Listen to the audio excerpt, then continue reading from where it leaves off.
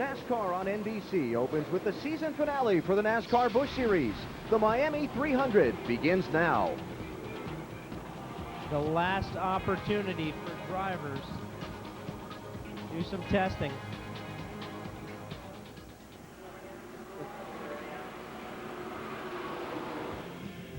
With 45 career victories in the last 13 years, Mark Martin has been called the dominator of NASCAR's Busch Series. But today in Miami, Martin will close his chapter in history with a final race on the Busch circuit. The all-time leading winner in NASCAR Busch Series is going to get another one today. Jeff Green, 2000 NASCAR Busch Series champion. Jeff Green began his season upside down in Daytona, but has dominated since in winning the series championship. Third win of the season, his second in a row. The final race of the Busch Series season, the Miami 300, next. 43 NASCAR drivers and teams are ready for competition at the mile-and-a-half Homestead Miami Speedway. Alan Bestwick here. Benny Parsons joins me in a moment. First, the headline stories of today's race from our pit reporters. Here's Marty Snyder. You know, Alan, I talked to Mark Martin a few moments ago, and he said the question everybody wants to know from him this weekend is why. Why is he quitting the NASCAR Busch Series? It's the schedule. It's just too much for Mark. But he says this is the most fun he has racing all weekend, and he wants to go out with a win. How else would you expect Mark Martin to go out here at Homestead? Today, Burns. Marty, Jeff Green has already been crowned the 2000 Busch Series champion. He did it by trying to win every practice session, qualify on every pole, and win every race. Well, this weekend, he didn't qualify on the pole, and he was not fastest in the final practice. So what's left? Win the race today and look like a champion doing it. Alan? Hi, welcome to NASCAR on NBC. Alan Bestwick here with the 73 Winston Cup champ Benny Parsons. And Benny, there's one major headline that may turn out to dominate the story of today's race. The tires, really and truly tire. The right front tire. The teams have found the lower they can get the car down the straightaway, the more they can get the car out of the air, the faster they'll go. The problem is they're only riding on about 4 inches of tire, 11 inches of tread, but when you just ride on 4 inches, the tire is not going to last that long. Joe Nemechek, the defending winner of this race, one of many drivers whose teams made changes to their cars this morning and will start the race not knowing how their car will perform.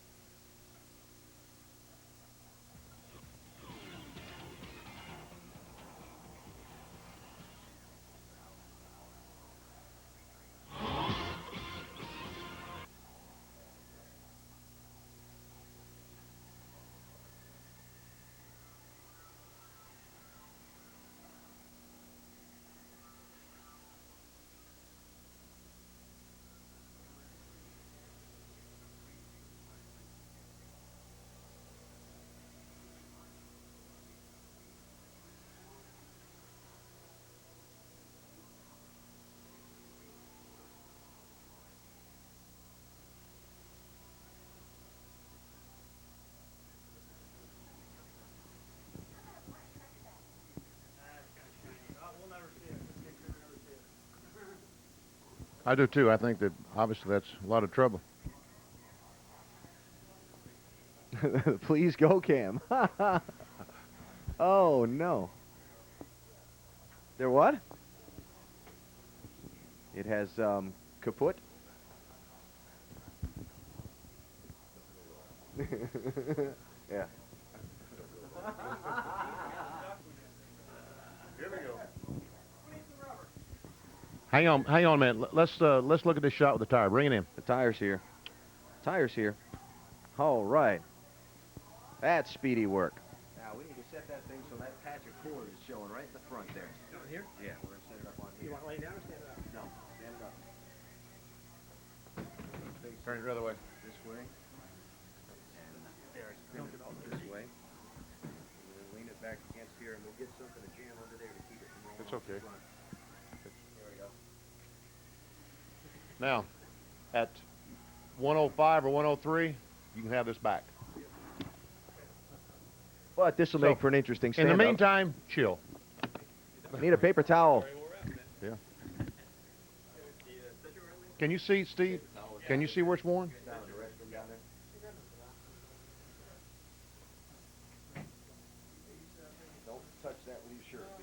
Oh, no.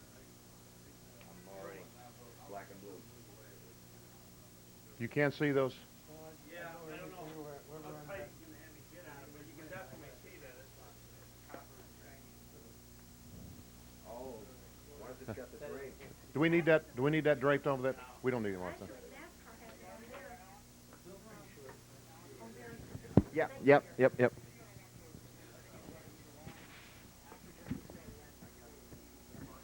I was almost thinking that 43 drivers and teams line was the 43 drivers and teams are ready for competition at the mile-and-a-half Homestead Miami Speedway Roll the Tees. Something like that?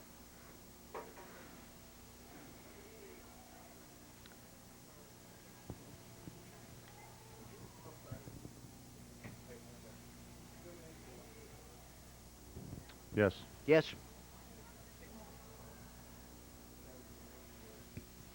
P.J. Jones, Casey Atwood, Steve Park, Joe Nemechek, Ron Hornaday, Jeff Burton, Jeff Green, Mark Martin.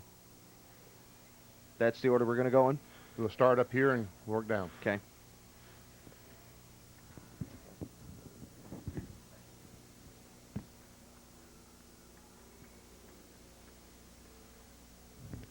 Is Sam in the chair? Can you see this? Can you see the tire? Oh, you better. 11 inches of tire, but when you only use this much, you wear it out right here. See that? Can you see it?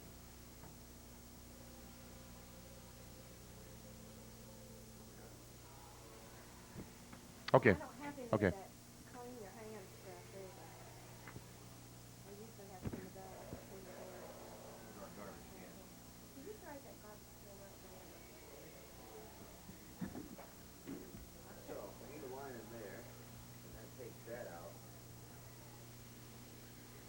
Okay. I have 11 inches of rubber on the racetrack, but unfortunately the teams are only using about this much. When that happens, you can see where it wears out in about 40 laps.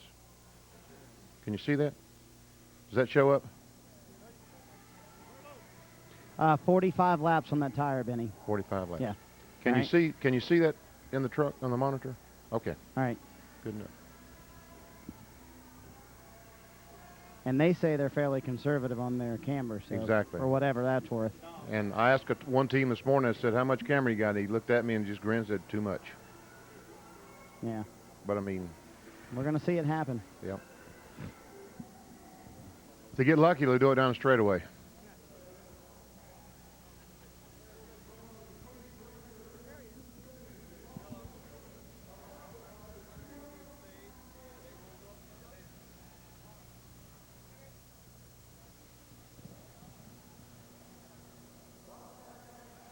What time you on one? Yeah. So you won't be in the damn way then. That was the esteemed Jim Will Phillips, you hit everyone. him, please? Say hello to Alan. Alan, have a good show. Bring out the best in you, I promise. Thank you, Jobber. NASCAR racing. And I want to introduce the mayor of the city of Homestead, Mr. Steve Johnson.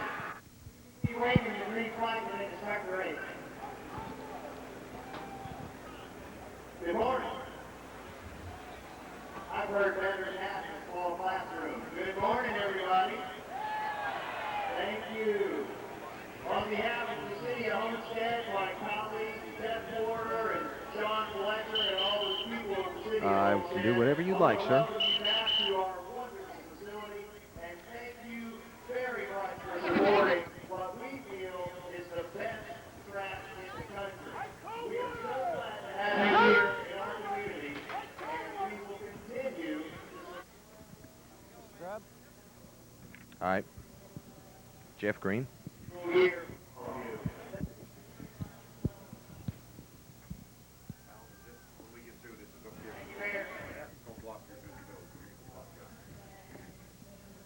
Dr. Adrian.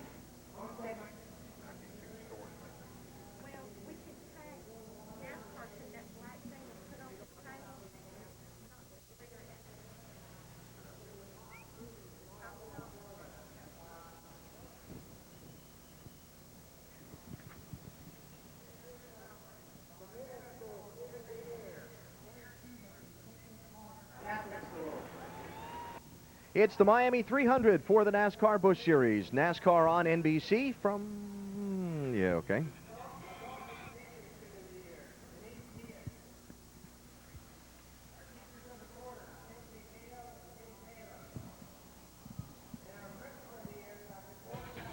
NASCAR on NBC from the Homestead Miami Speedway. It's the Miami 300, the final race of the 2000 season for the NASCAR Busch Series. There's the series champion, Jeff Green, locked up the title 3 weeks ago at Memphis. Earlier today, officially received his NASCAR Busch Series championship trophy. That thing weighs 75 pounds.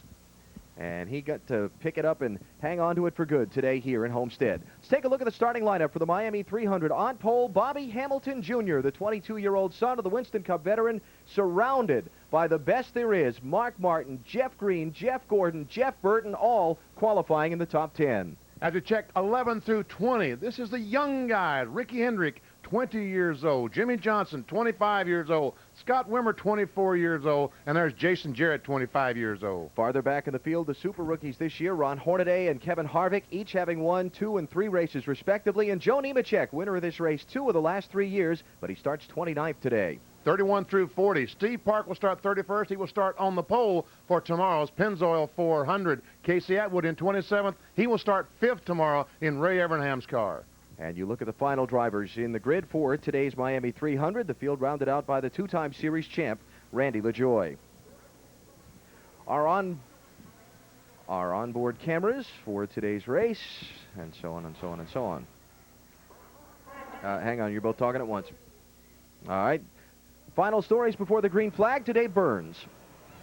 Alan, Bobby Hamilton Jr. would not have been on the pole if he hadn't come down here a couple of weeks ago and practiced his Winston Cup car. The extra horsepower allowed him to break the car away, and when he got in his Busch car this weekend, he said, this thing was so loose, normally I would have called for major adjustments, but I got used to a car being loose, driving my Cup car, and that's why I drove it so fast to the pole today. Marty Snyder?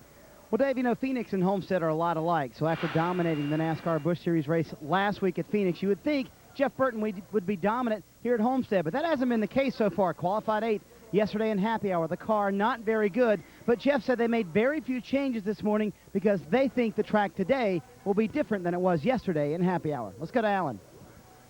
200 laps, 300 miles, the distance for today's race. $1.1 million on the line, and here they come off turn 4 for the start.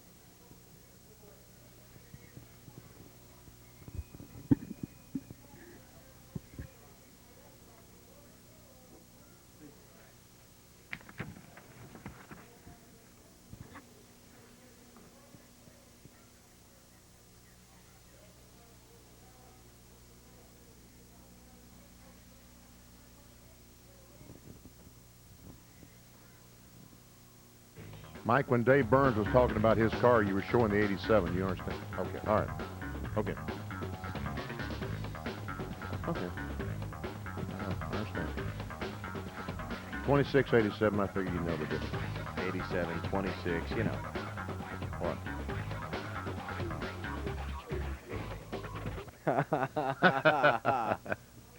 Thank you, Nelson.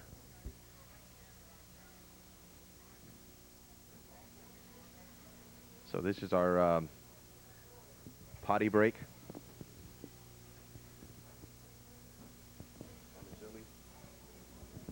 Good idea. Yep.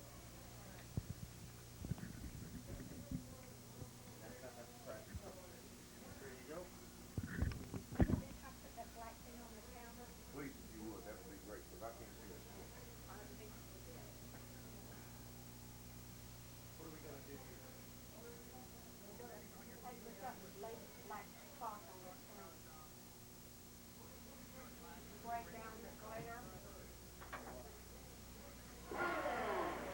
Hey, Dennis. You hear me here? Okay. Mount it, and you can tell me how the levels. Okay.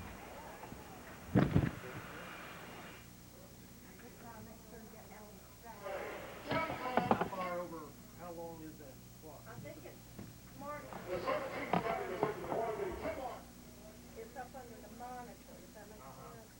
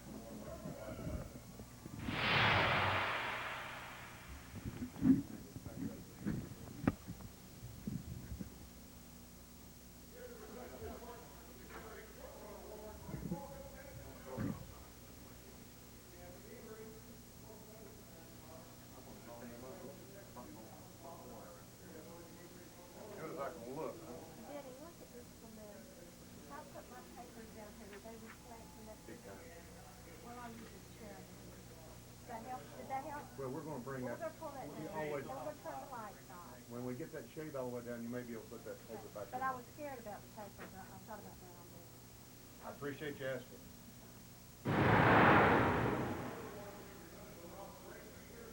Well, they have not cleaned, yeah, they have cleaned the racetrack. Well, it's blowing it all down to the inside.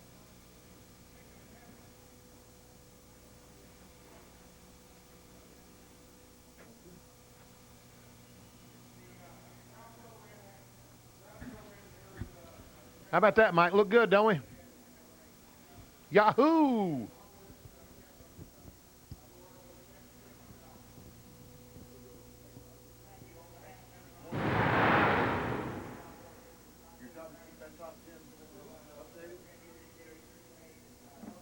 What's your name? Where are you from, Joe? Well, if you don't, all those folks in Seattle will know that it was Joe that screwed up, not old BP. Just want you to understand that. Okay. You just repeat what you're told. I just repeat what Joe from Seattle told me. He said that Mark Martin was the 9th. Yeah, yep. Okay. Wow. Well, Gene Need told me it blew up in qualifying.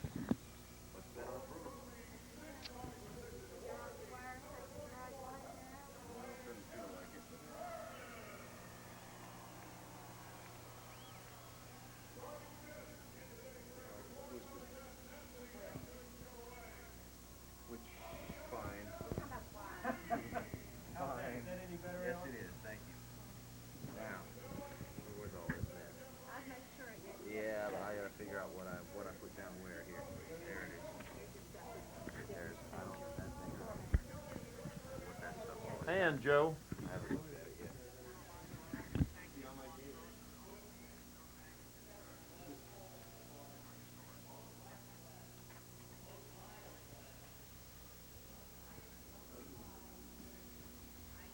And we need for Lynn to be able to get in here somewhere. Lynn. So, are we going to do an on camera during the race today? 2000 NASCAR World Series champion. When Bobby Labonte gets here? Okay, so these lights can't move. They got to stay here. Okay.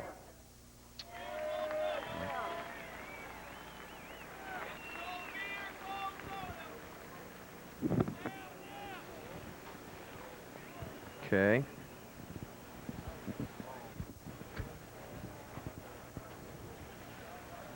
We're pleased that you're pleased, Godfather.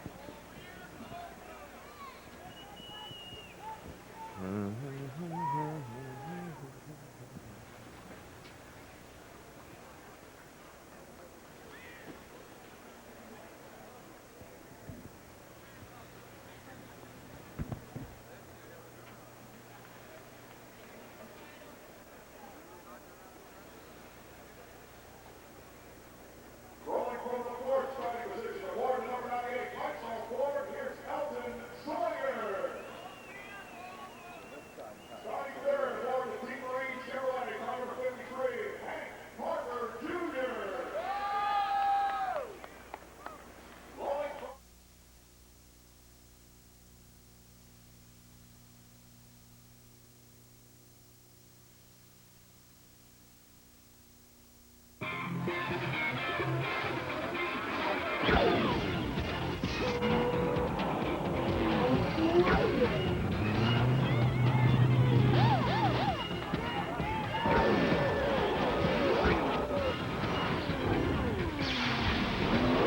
A weekend doubleheader of NASCAR on NBC opens with the season finale for the NASCAR Busch Series. The Miami 300 begins now.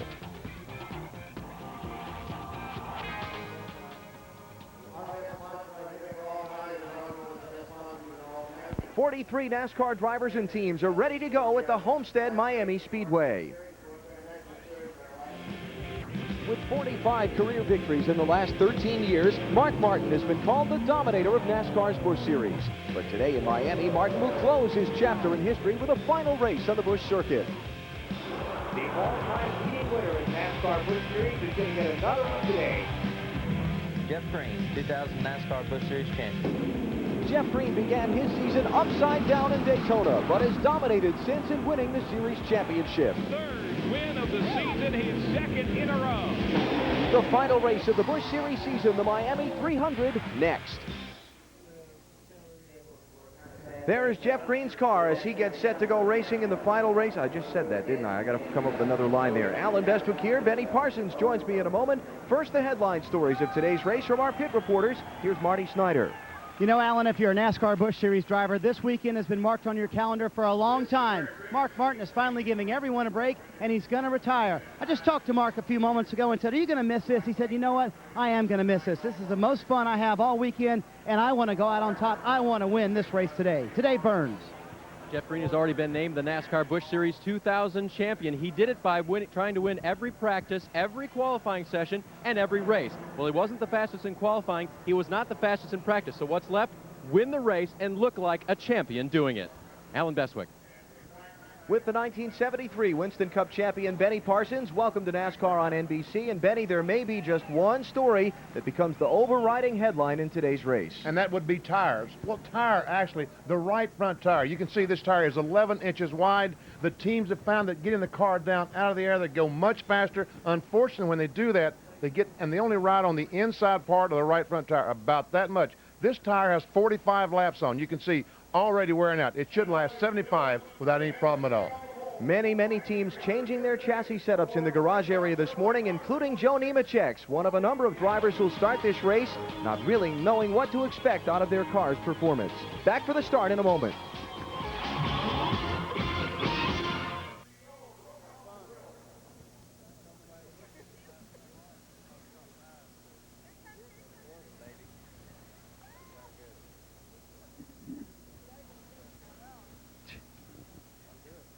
Boy, Jimmy.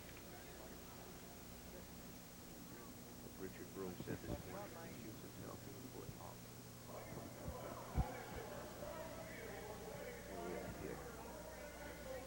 Yeah, I think so. Do we need another line there before that pitch to Marty, or do we just jump right into it? Yeah, I think so too. Yep.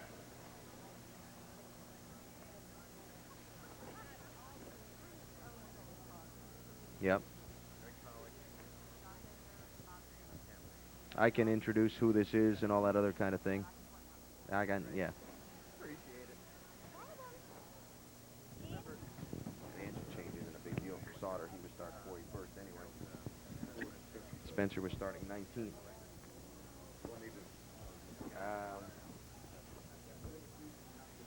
can mention it briefly as they go first couple laps of the race or something. Wah, wah, wah. I swear my mic is on a lot today, because that means we'll be using it.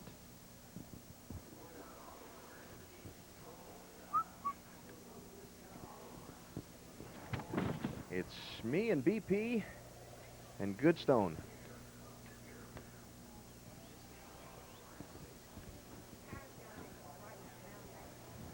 Yeah, man. Yes, it does. I particularly like this filter on the back of it. Yeah.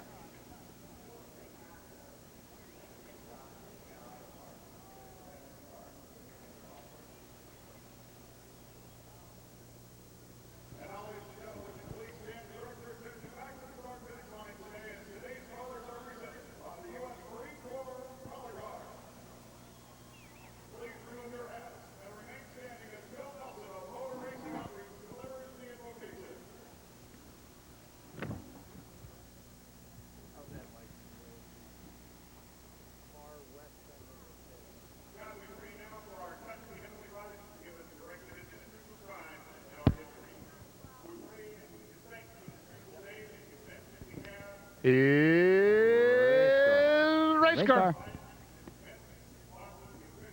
In Ned's honor, Yahoo! Oh, wow. I like math. I like math. That would be the thing I was talking about, Sam. Huh.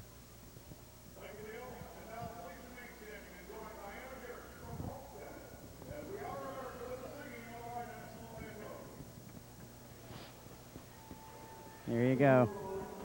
Good call. Our fallen hero. He's going to try and do his whip from room 704 of the Grand Bay Hotel.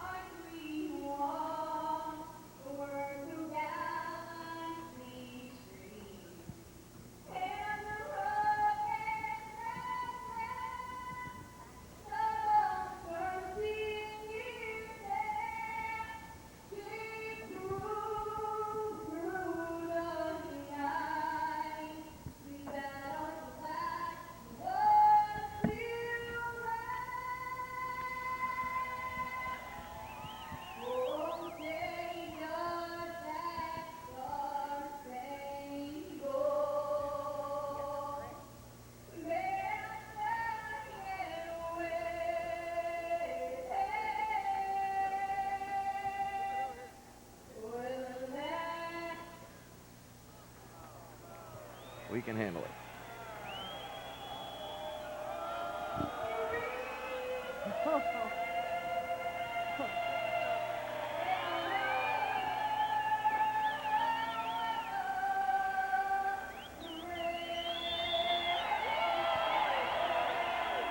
Oh, yeah.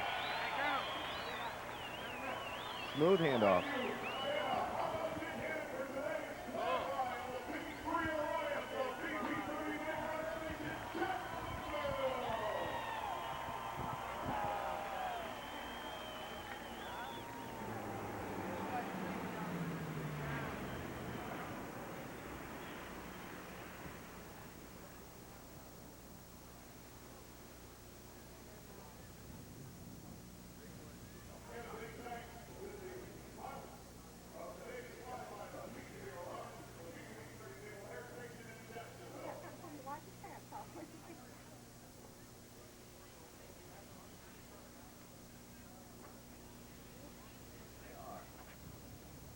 We are seeing it here.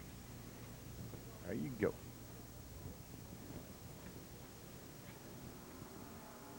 Where's my posse?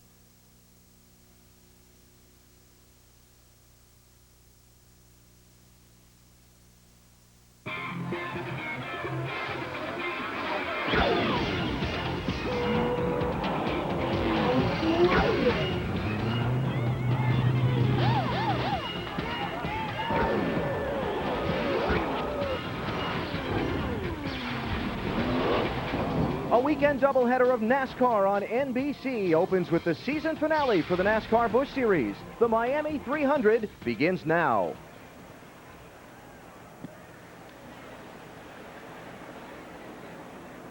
Start your engine!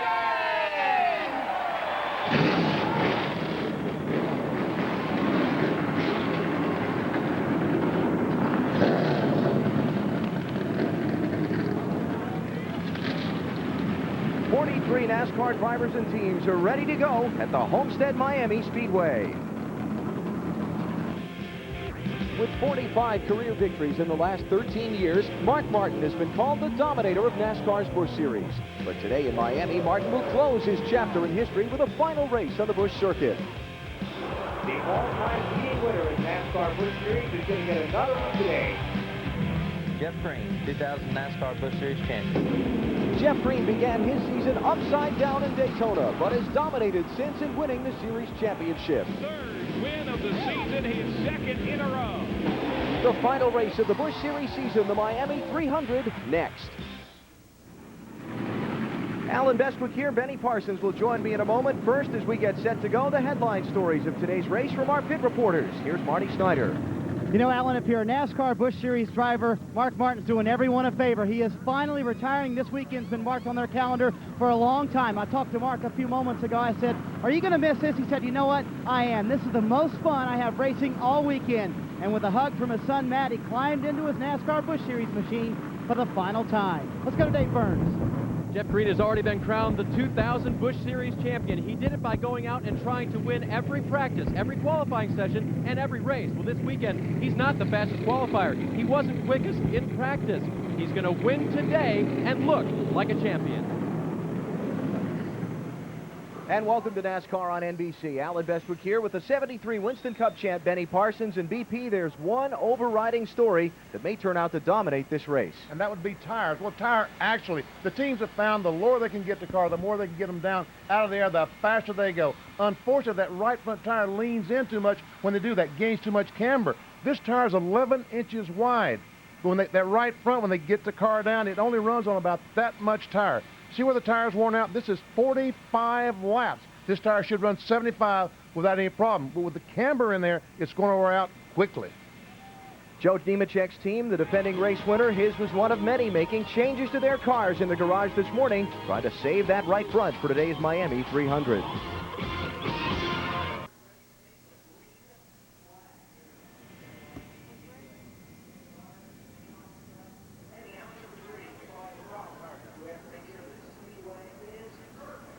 We're about to hit speeds up to 150 miles per hour.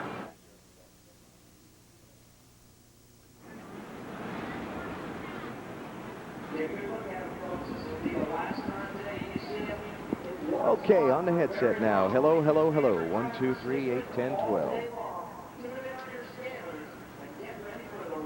Yep, we're there.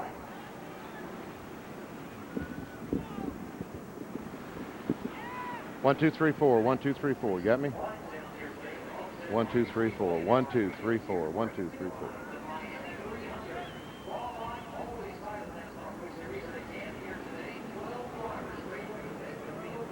Good. Can you put that window down? Yep. I'll get looking for where I want to clip to. Okay. How's that? All the way down. All the way to 10.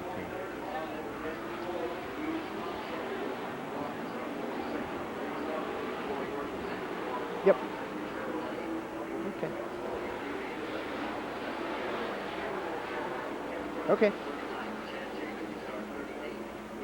We are ready. Martha. You got to use a chain there, Martha. Come on down. Yeah. Okay. Okay.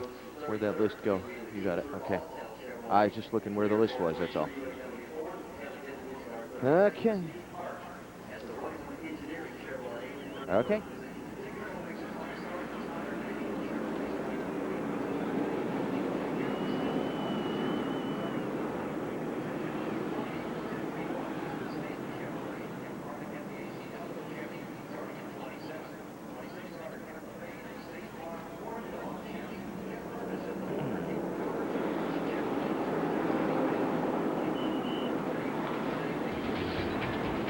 The Homestead Miami Speedway, a mile and a half around, site of today's Miami 300 for the NASCAR Busch Series final race of the 2000 season. Jeff Green 3 weeks ago locked up the Busch Series championship for this year. He's about to win the championship by the largest margin any driver has in the history of the series. Earlier today, he received his championship trophy. That thing is 75 pounds. You could see a big burly race driver's having to work to hold it up. Jeff Green starting today's race in the 5th position. Why don't we have a look at the starting lineup for the Miami 300. Bobby Hamilton Jr., 22-year-old son of the Winston Cup veteran, his first Busch Series pole, surrounded by the veterans. Mark Martin, Jeff Green, Jeff Gordon, Matt Kenseth, Jeff Burton, all qualifying in the top 10. In rows 6 through 10, we found all the young guys. Ricky Hendrick, 20 years old. Jimmy Johnson, 25. There's Scott Wimmer, he's 24. And Jason Jarrett, 25. Jimmy Spencer will start at the rear for missing the driver's meeting. Back in the 21st through 30th positions, you've got Jason Keller, locked up second in points for this season, and a couple of the rookies, Ron Hornaday and Kevin Harvick, already with victories to their credit this season. In rows 16 through 20, we find Steve Park in 31st. He will be start number 1 tomorrow in the Pennzoil 400. And Casey Atwood in 27th. He will start 5th in tomorrow's Winston Cup race. And the final drivers in the grid, including Jay Sauter, who will have to drop back 1 row for an unapproved engine change and start at the back of the pack. A look at our onboard cameras for today's coverage. P.J. Jones, Pizza Hut on board. He starts in 37th position. Casey Atwood starts in 34th position. We'll be right along with Casey today. Steve Park, pole sitter for tomorrow, starts 31st. We have an onboard camera with Steve. And Joe Nemechek starts 29th, off of a long way back for Nemechek. Ron Hornaday has the Pennzoil onboard camera. He starts 24th. Jeff Burton, a winner last week in Phoenix, will start 8th. Jeff Green, current series champion, up in the 5th position. And Mark Martin, the all-time Busch Series leading winner, on the outside of the front row. We'll have a camera on board Mark's car for his final drive today. Checked out on pit road before we go green. Here's Dave Burns. Alan, Bobby Hamilton Jr. told me we wouldn't be on the pole today if we hadn't come and tested our Winston Cup car here a couple of weeks ago. The car with more horsepower helped me drive my Busch car faster. To Marty Snyder. Well, Dave, after dominating Phoenix last week, everybody expected Jeff Burton to be the man to beat here this weekend. But so far, that hasn't been the case. And half the hour, the car was terrible. But they made no changes this morning, he said, because we have simply run out of ideas. But I have a sneaking suspicion they'll find a way to be good today. Field coming around for the start. Today's race, 200 laps around this 1.5-mile track, 300 miles the distance. Fuel range, about 75 laps, but a lot of concern down in the garage this morning as to whether the tires can make it that far. We just showed you that tire was 45 laps, so I would think at 50 laps, 60 laps, most of these cars will be making a pit stop just to check and make sure that right front is okay. Bobby Hamilton Jr. leads a NASCAR Busch Series field to the start for the very first time. The Miami 300 is underway.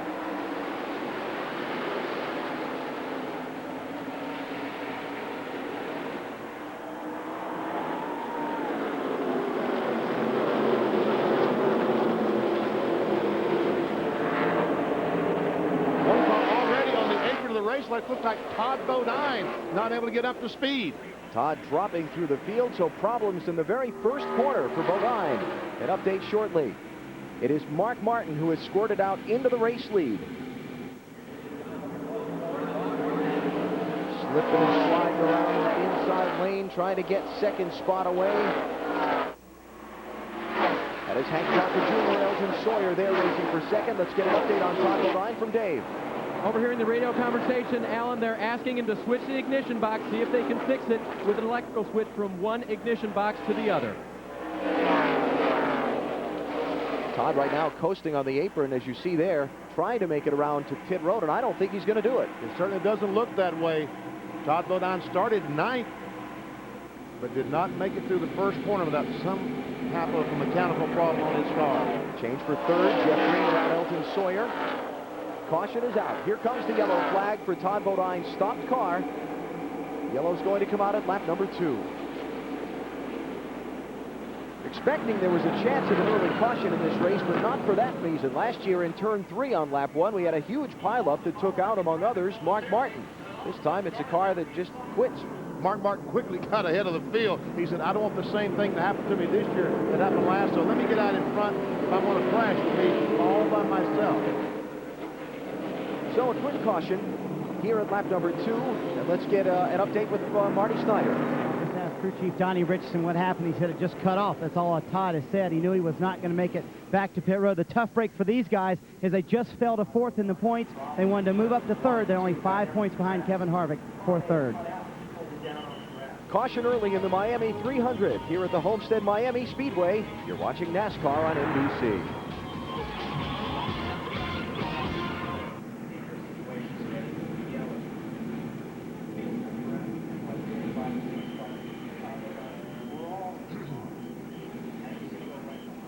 This is where Parker Jr. ran so well last year and yes, had a terrible pit stop, right? Career best finish here, though, last year.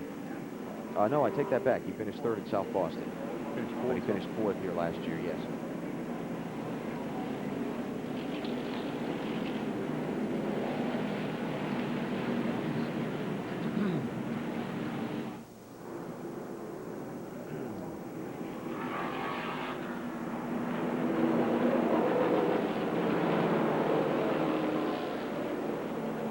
Say, Bill?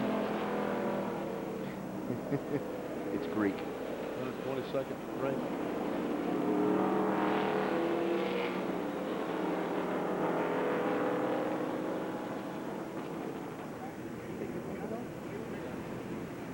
Here. Yeah, I didn't hear it. Yes. What? I put Steve Park in there, right? Yeah, I did. What? I got to think about that. What is it? Those 3 words. You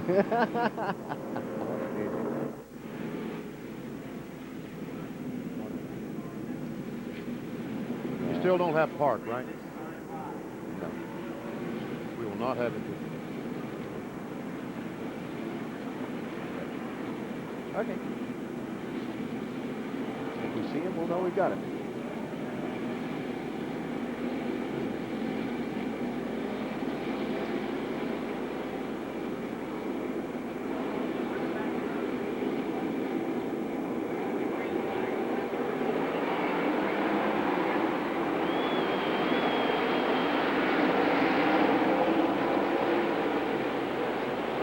The green flag is just waved, and we're back up to full speed. In the Miami 300, Mark Martin's the race leader. Todd Bodine's car has gone to the garage. We'll get an update there in a minute. Hank Parker Jr. in second spot. Jeff Green is in third. Here's the battle between Ricky Hendrick in the 14 and Jeff Burton, the 9 car. He tries to work his way to the front. That's 10th position. Well, Jeff was not back on the throttle quickly at all, was he? I think he was just giving the youngster Hendrick some room and not trapping him up in that outside lane. I don't think so. It sounded like Jeff Burton really is not handling it like we thought he would be. After dominating the finish last week, we thought that he would be the car to beat. So far, that's certainly not the case. Back in the 11th spot, being challenged there.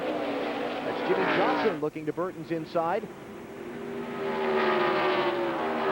Jonathan in the 92. And Kyle Petty goes by Jeff Burton. So all of a sudden, Jeff Burton, we expect to go forward and lose in position.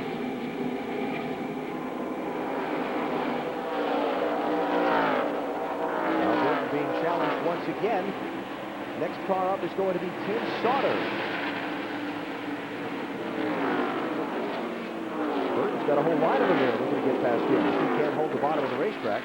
And I talked to Tommy Morgan this morning, the crew chief on the 9 car, and he did not seem to be pushing the panic button. Said they felt like they were going to be okay, but so far it is not okay. It's anything but okay.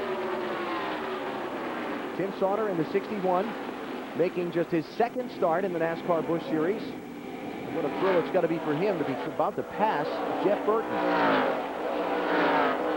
Here's Todd Bodine back on the racetrack, 5 laps down to leader Mark Martin after time behind the wall when his car quit in the opening corner of the race. Jeff Burton and Tim Sauter almost side by side down in turn 1. Burton extremely high.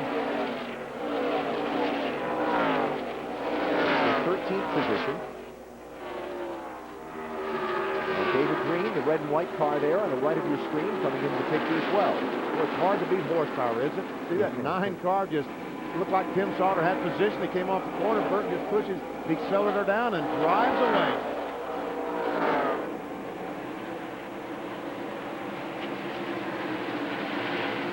Let's go back on Todd Bodine just for a minute. Marty talked about in his report on the car's troubles a minute ago how Todd is in a very close fight for the 3rd position in the final Busch Series championship standings. He was only behind Kevin Harvick by 5 points coming into this race. Bodine is 43rd and 5 laps down, and Harvick is running in 21st right now. Let's go for more with Marty Snyder. Well, he's got a tough road to hoe if he is going to get the 3rd in the points. What happened, Donnie Richardson? The mandatory kill switch that we have to run now for this ignition deal sorted out. You know, it's the best one made. I mean, it's the most expensive. It's a high-quality piece. It's not a cheap part, but there have been problems with them in the past. I didn't agree with it. I still don't agree with the switch, but nobody's been able to reach up and shut one off yet with a throttle stuck. There's better ways of doing it. I probably shouldn't be saying this, but it's cost me a lot of money. All right, obviously very upset. Again, it was a mandatory kill switch, had a short in it, and that's what caused the engine to shut off for Todd Bodine. That's the 3rd one of those switches that was shorted out in Busch Series cars this weekend here at Homestead. The heat down here in South Florida, you wouldn't think it'd be getting to them. No, especially not this early on. It's a switch, folks, that's mounted on the steering wheel. If the throttle should hang on the car, the driver could reach up, hit that switch, it would kill the engine. But as Donnie says, not many guys are able to think that quickly. As well as things went for Bobby Hamilton Jr. in that white number 26 car in qualifying, they are not going in the race. He started on pole, but he's already back to 15th position and may lose that to Jason Keller in the 57 car. Qualifying setup and a racing setup, 2 entire different things. And obviously Hamilton had the qualifying setup still working on that race setup. That is a work in progress for the 26 car. Watching Tim Sauter there.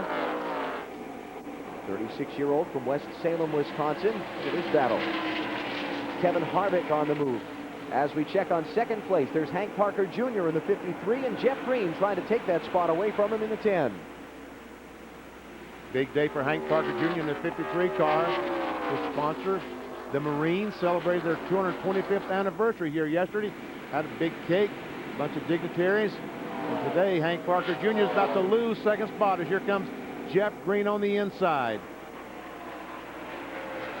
As Green goes to the runner-up spot, we get more on his car in the early going from Dave Burns. Alan, I talked with his crew chief, Harold Hawley, just before Jeff got into the car, and Harold said, we should have been on the pole. We chose the wrong gear, and the motor lost about 100 RPM down the straightaway. They think they've got the right racing gear, and I think that pass shows it.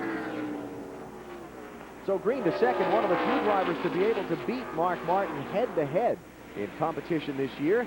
And Martin is the only driver ahead of him at this point in the race, though we are still in the very early going. 13 laps complete. Martin's car owner Jack Roush watches as he leads the Miami 300.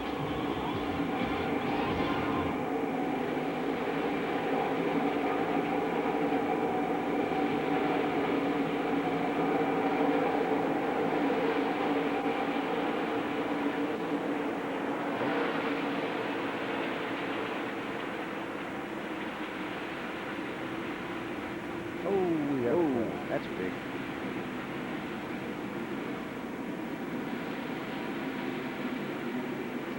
Left side. Wow.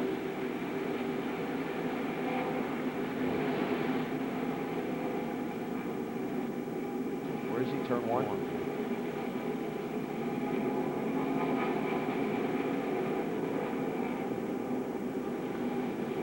Okay.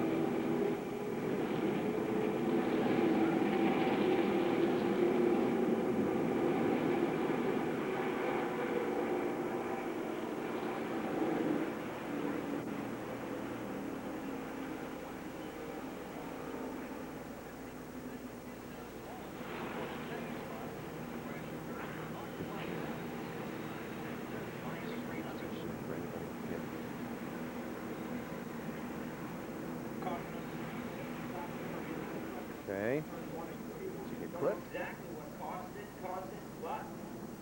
Ooh. See that thing snap around? Blow that again, Mike.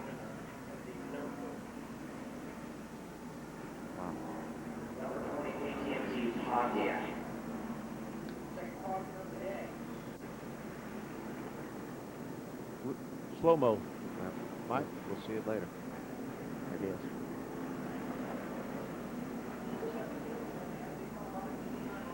Did he get out?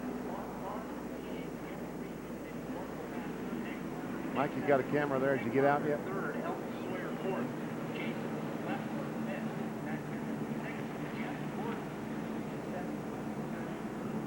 Pit stops here, Mark.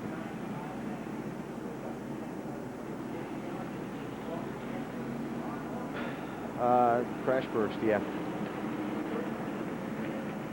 Back at the Miami 300 and under caution for the second time in the race for a crash down in turn one involving Scott Wimmer driving the Bill Davis Racing Pontiac.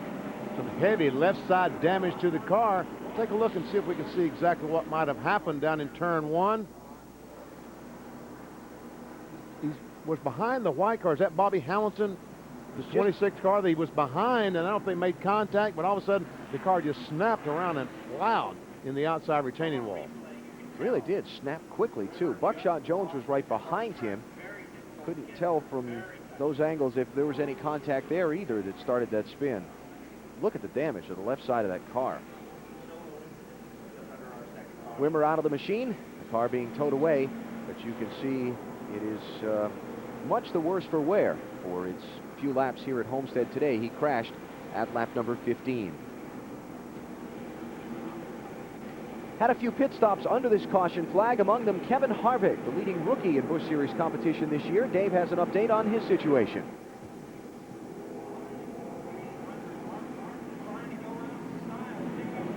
Get more from Dave in just a moment. Harvick, along with Kevin LePage, Dick Trickle, Jimmy Spencer. Let's see.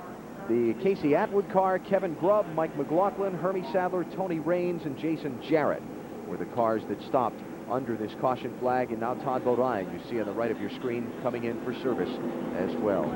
So the second caution in the Miami 300 is out when Scott Wimmer crashed down in turn one. You're watching NASCAR on NBC.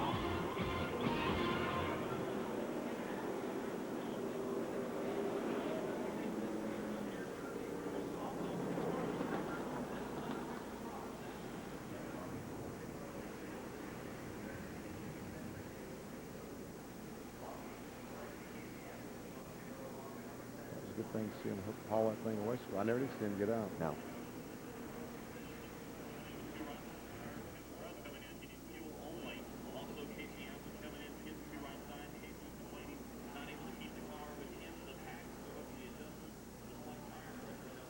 Started 10th, now what?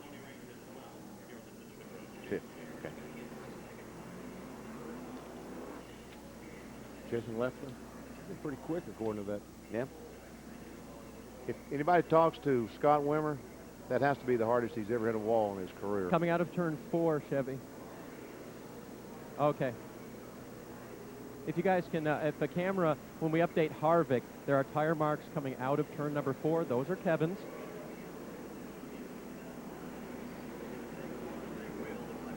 One to go. Yep.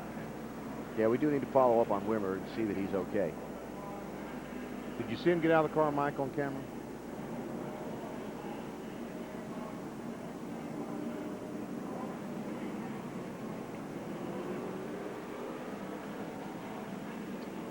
Or was Hamilton Jr. back there? Yeah. Not positive. But if he's right around Buckshot, that would make sense.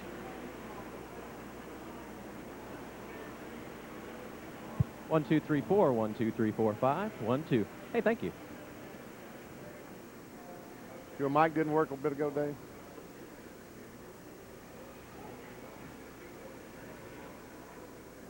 Well, they're fanning in the bleachers at Miami. Are they? Oh, yes, sir. It looks like it'd probably be a little warm out there. That'd be great.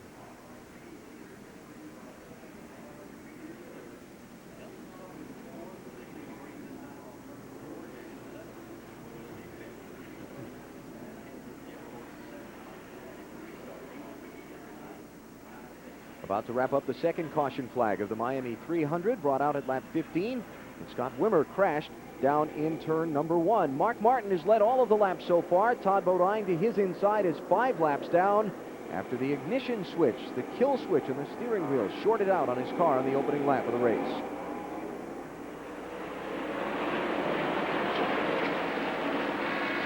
So Todd Bodine, under the NASCAR rules, able to pull up on the inside alongside Martin Martin to see if he can get one of those laps back. Was not very successful that first time. You're going to have a hard time getting a lap back from Mark Martin when he's having one of his on days in his Busch Series car, and he sure appears to be handling great so far.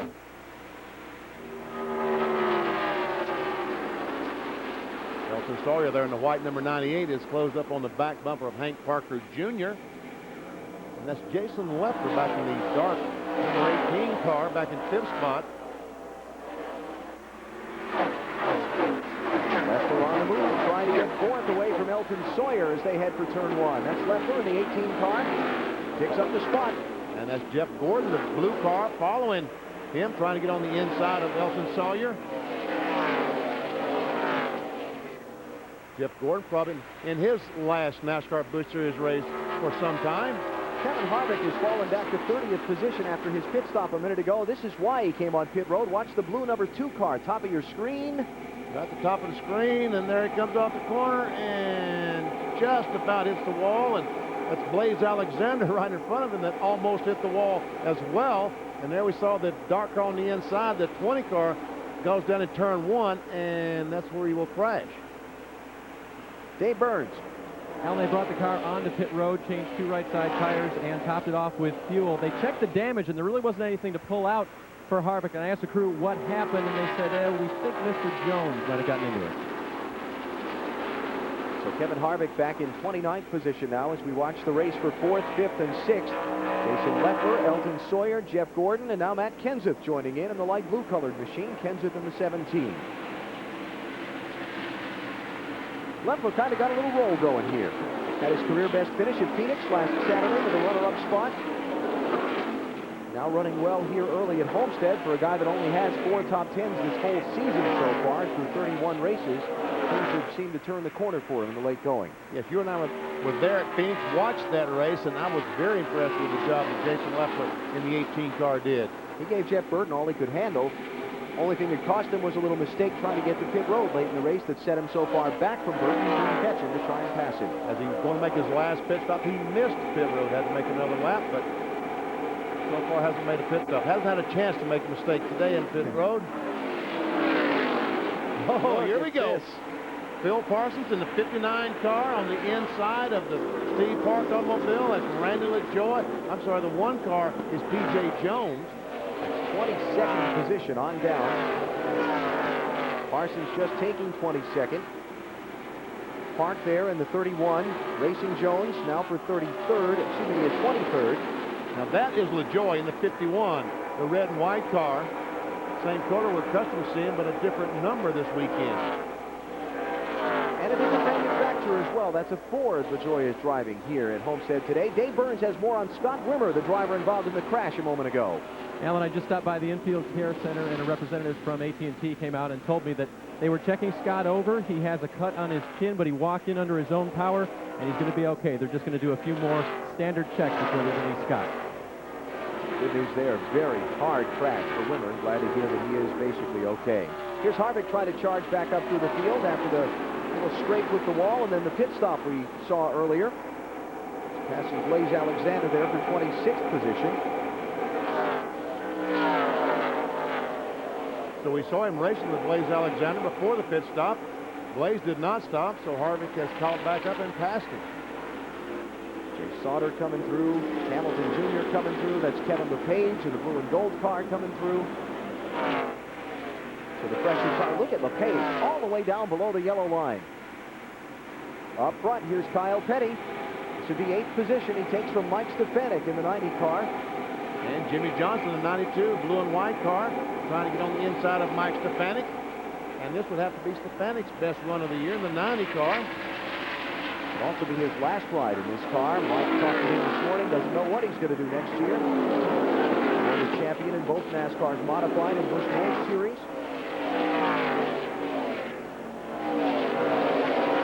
About to lose a spot to Ron Hornaday now, who ducks to his inside. Tell you what, these guys get on the inside of you, there's just no mercy. You lose some momentum on the outside, and these guys just keep driving to the bottom, and Stefanik finally did get to the bottom of the racetrack. Can he stay down there? Because here comes Ricky Hendrick right behind him. And to the inside of him as well. And Jeff Burton, there he is, and Jason Keller. The 57 car, red and white car, teammate to Jeff Green.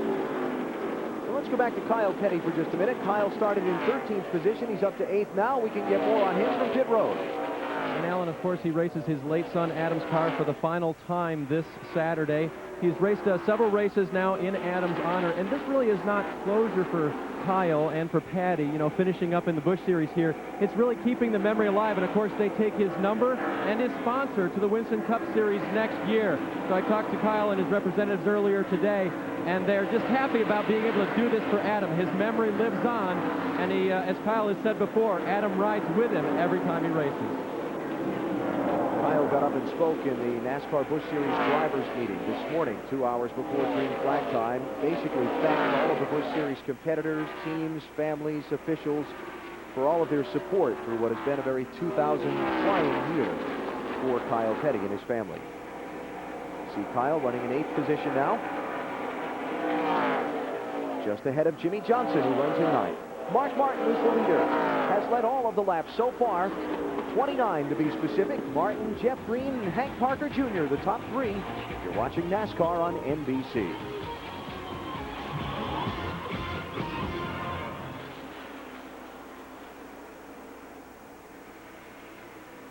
need to tell why we're talking about Adam.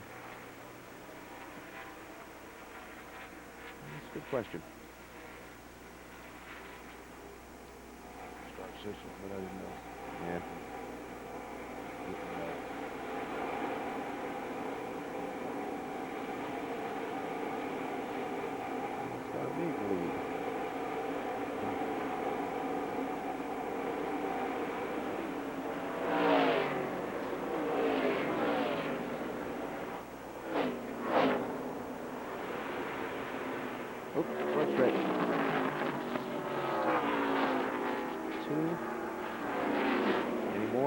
Those two, where were they? 27, yeah, where were 37, and 30. I'm looking on that. 30 to 37. Oh, there they were. Racing for 39th position. Hey, clear the telestrator. Careful.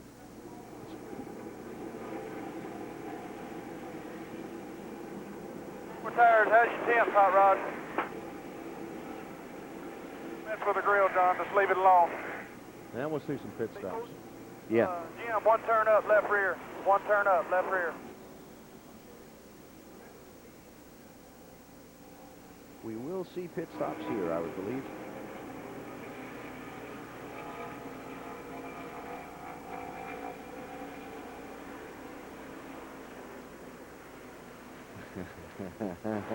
Six good lap after this. Oh, man. Okay.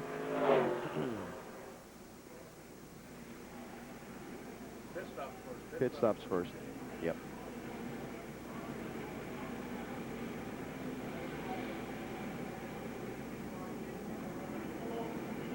The Miami 300 is under caution. A two-car crash on the front straightaway involving Kevin Grubb and Hermie Sadler. We'll show you that in a moment. First, here come all of the leaders to pit road. Every one of the leaders. And Todd Bodine did manage to make up one of his laps. He's now only 4 laps down, just 6 miles. Martin, Green, Parker, Leffler, and Sawyer, the order of the top 5 coming in, with Gordon 6th. 45-mile-an-hour pit road speed limit today. Dave Burns has Jeff Green's pit stop for us. Just spoke with Harold Holly. He is a little bit tight off the corners. They're going to go ahead and change all 4 for Jeff Green. They're now going to make a wedge adjustment as well on the 10 Nesquik Chevy. Also, Jeff Gordon is getting 4 tires and fuel in the 24. Marty Snyder.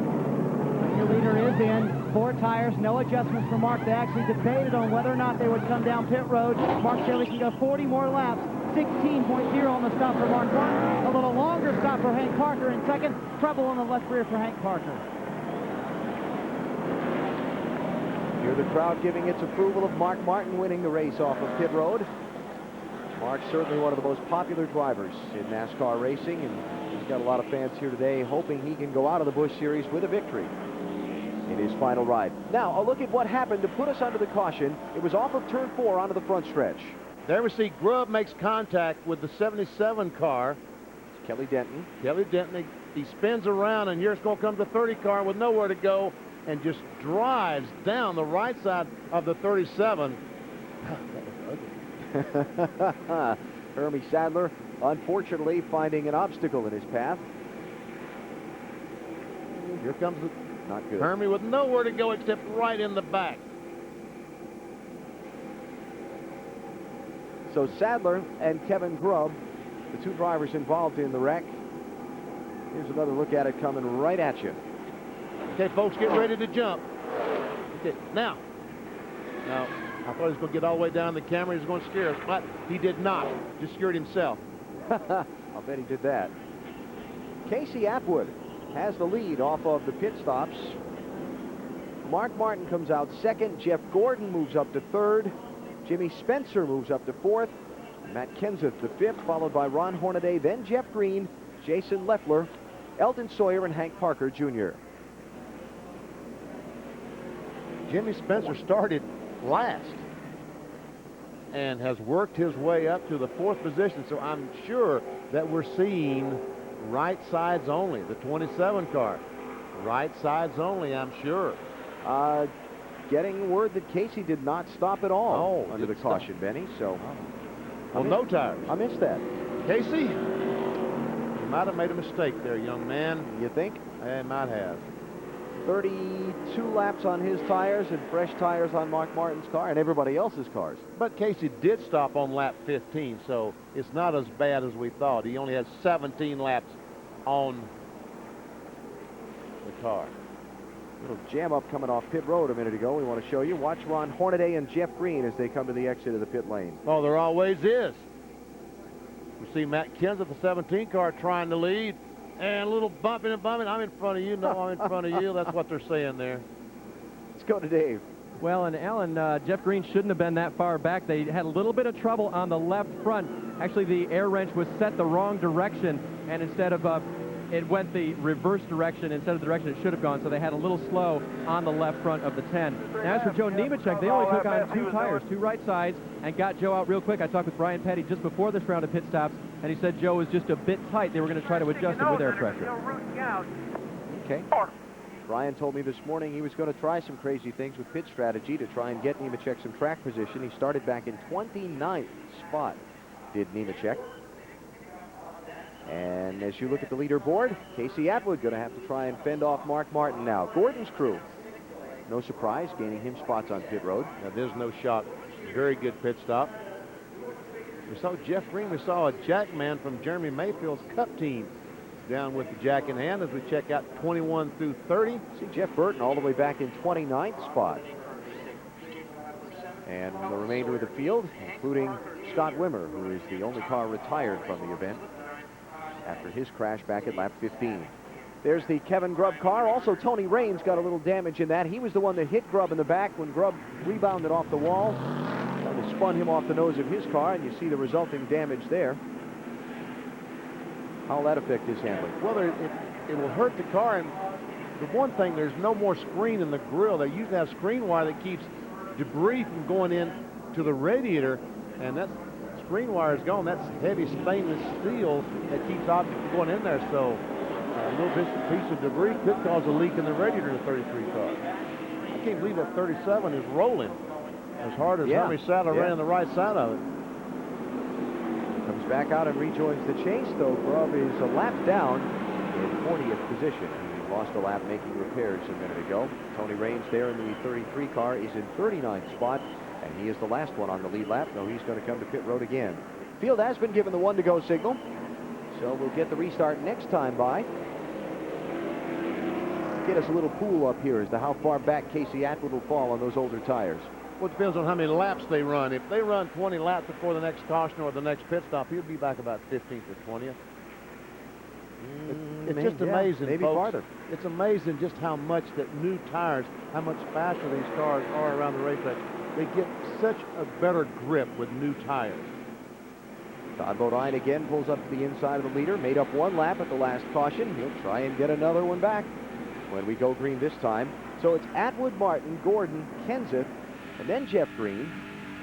And there's Jeff Burton way back in 29th position. He came down pit road in 13th spot. There's Steve Park. Joe Nemechek, he gets ready to go. And Jeff Green from that 5th position. Green flag, green flag.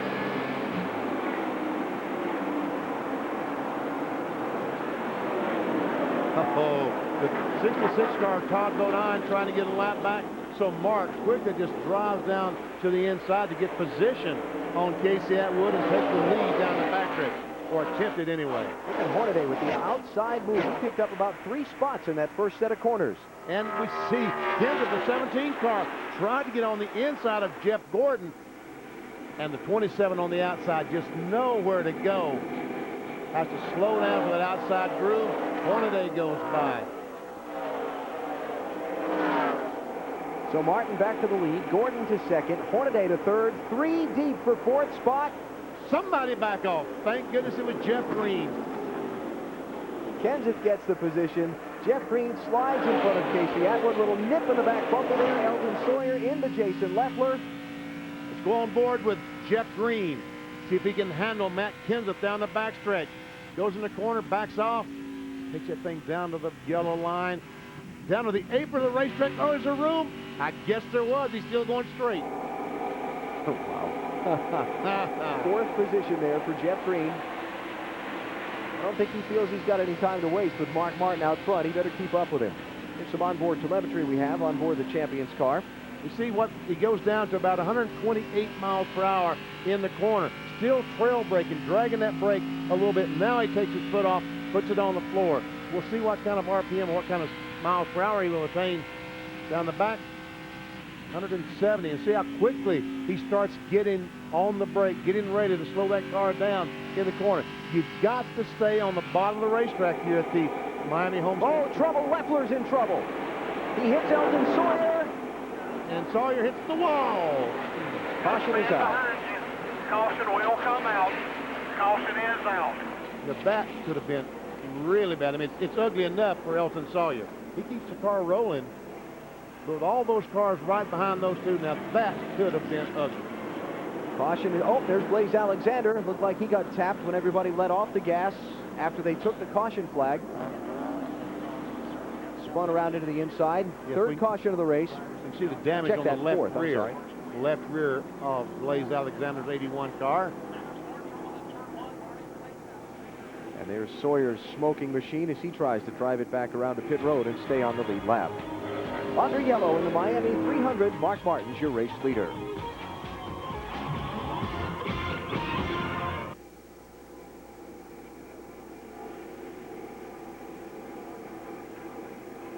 That's messed up. That's messed up.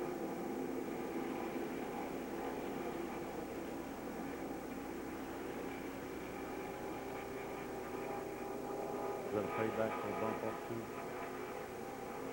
Might have been. I didn't see it. It looked like it just broke loose to me, and Elton was up outside of him. But in the first look, you know, he was trying to press it in there hard on the bottom.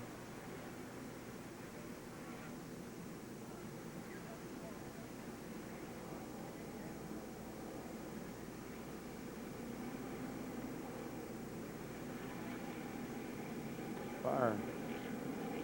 Yeah. Where Elton's car came to rest. Yeah, yes, that'd be good.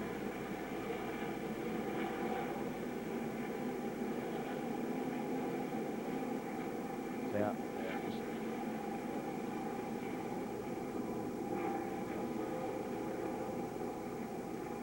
18 car. Jason Leffert just gets the car loose, and when he saves it, when he chases the back end, he's got to go up the hill.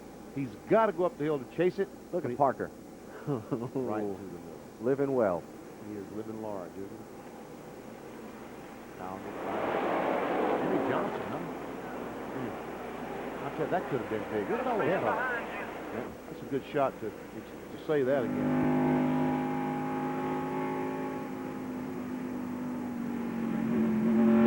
Wreck before they wrecked, didn't he? Yep. Yeah, that's great.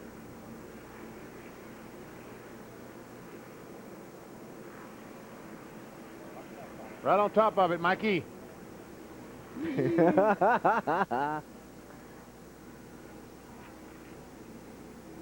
Okay.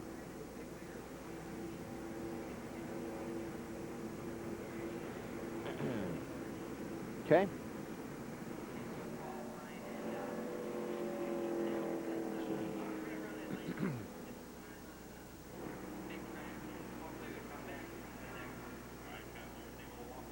Under caution in the Miami 300 for the NASCAR Busch Series. Fourth yellow of the race. Mark Martin continues to lead, but there was trouble behind him off turn 4 a second ago. Jason Leffler, the dark car on the inside, he loses the back end. He has to chase it up the hill to try to catch it. When he does, Elton Sawyer's there. They make contact.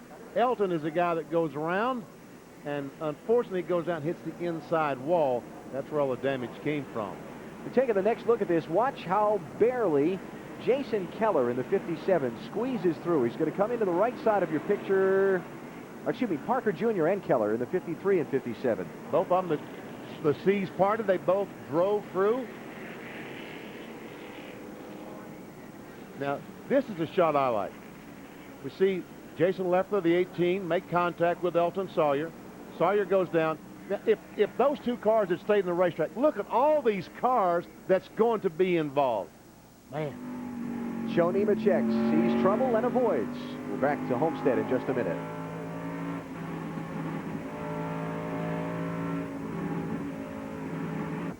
Okay. Yeah. Doing good. One to go. Watch out if you're too close to me. My mic's pointing your way. Bruins penalty. Number 19, McKenzie, 2 minutes elbowing.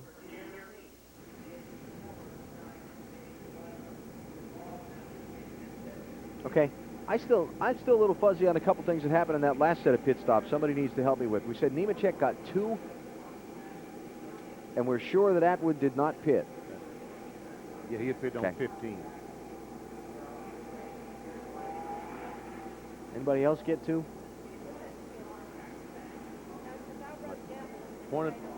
Hornaday. Okay. What Hornaday, do you know yet? Yeah. No, you're fine, Sam.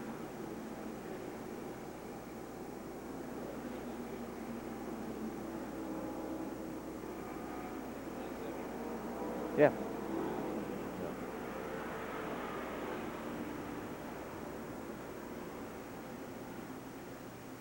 Appreciate it.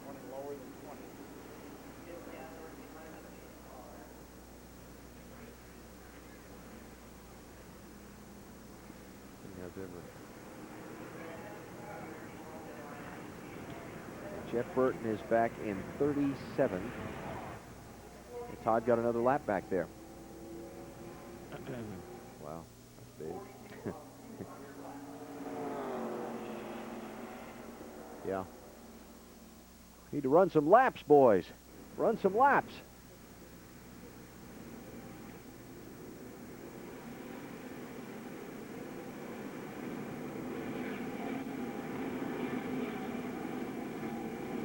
Back at the Homestead Miami Speedway, NASCAR on NBC, the Miami 300 for the NASCAR Busch Series. Mark Martin, the race leader, about to bring the field to a restart from the 4th caution in just 42 laps. Todd Bodine, once again, the red and white car on the inside, trying to get another lap back. Folks, he's made up 2 laps here in the first 40. His car on the very first of the race failed to, ignition just quit. One of the switches that control on the steering wheel, the kill switches failed. He's trying his best to get back in the race. He's now 3 laps down. The fact that he's made up 2 already, kind of remarkable. Little assist from some quick caution flags. He didn't have much luck this time, though, and staying with Mark Martin.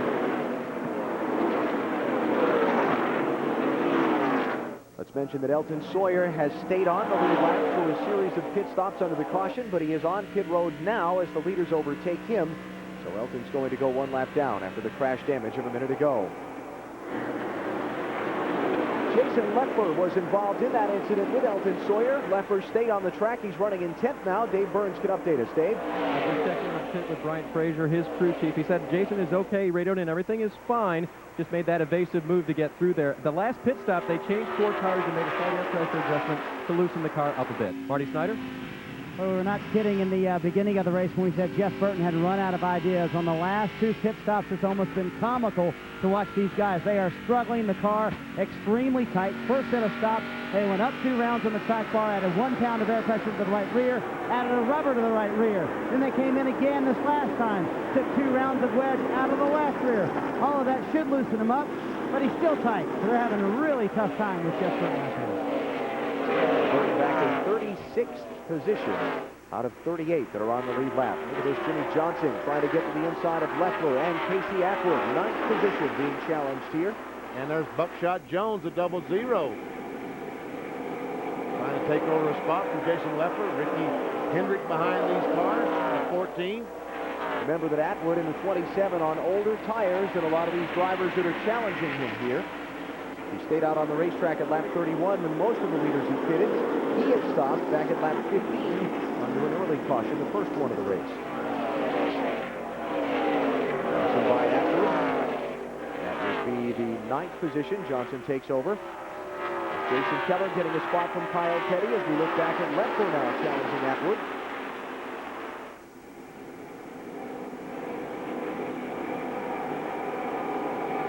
Buckshot Jones started in 23rd, currently in the 12th position, and he's going to be 11th pretty soon as he follows Jason Leffler on the inside of Casey Atwood. We talked earlier about how many positions Atwood would lose on the older tires. He was the leader on that restart. That's going to put him back to 12th spot now, and 13th if Ricky Hendrick in the 14 gets by him.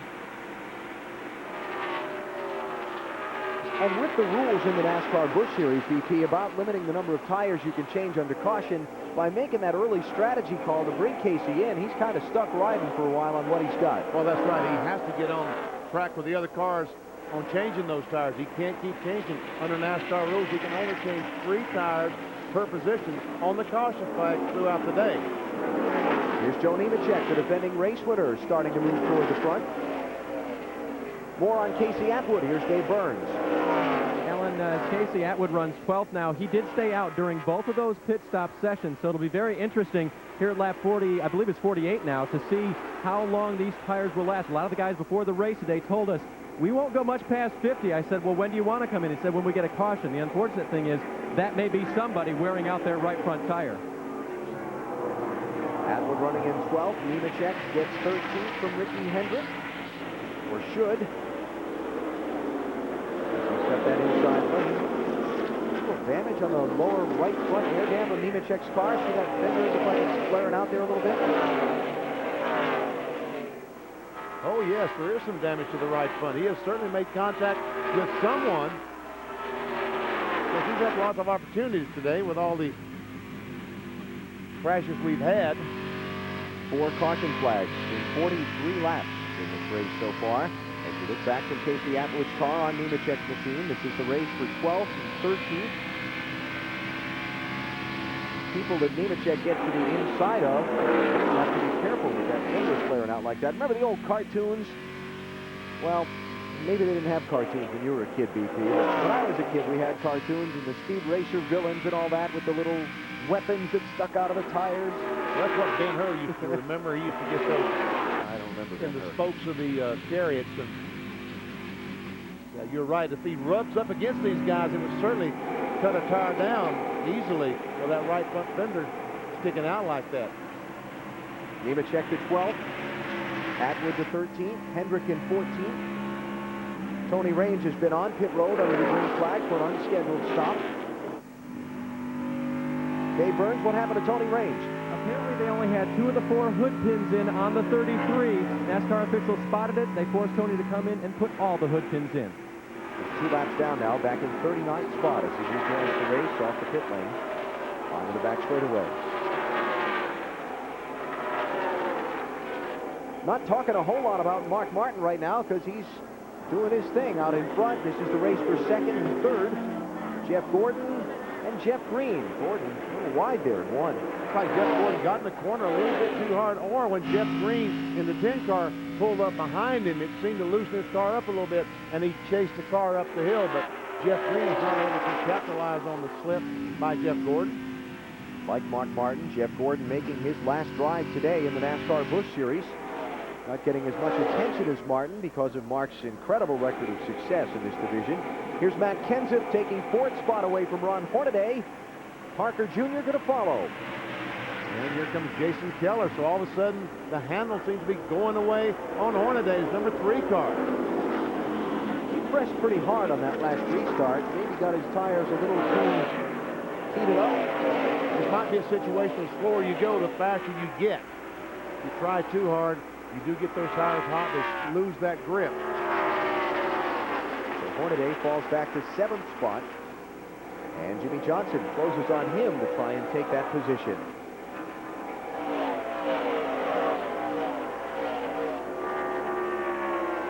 Here comes Johnson. Not this time. There's Hank Parker Jr. in the 53 car, having a solid run so far. Parker Jr. running in 5th position after starting the race in 3rd. Here's the challenge for 2nd.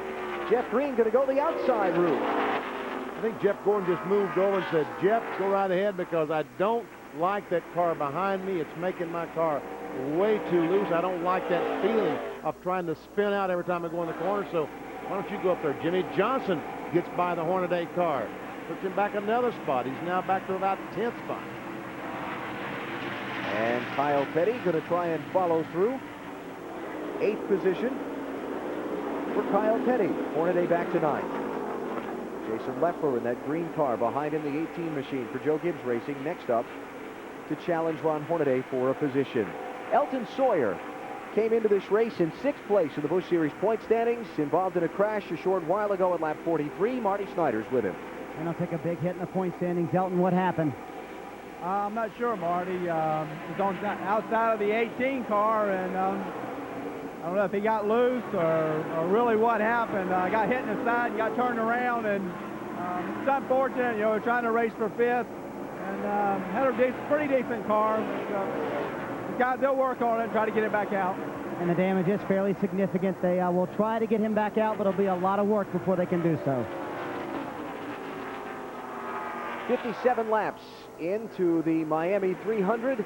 Jeff Gordon running 3rd behind Mark Martin and Jeff Green. It's the top 10. You're watching NASCAR on NBC.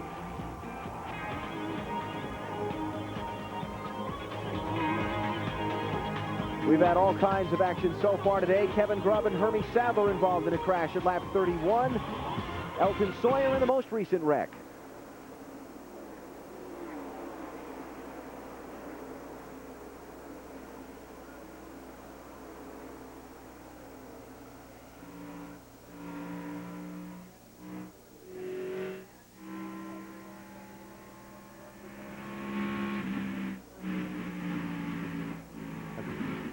Yeah, then, yeah.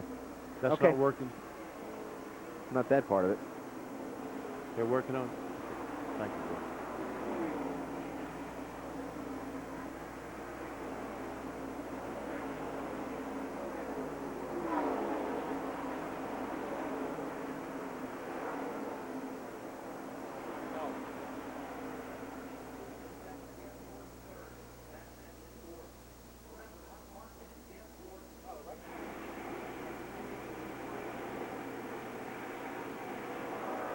Good battle down the backstretch going in turn 3. 2 cars. There's 2 car ahead that group.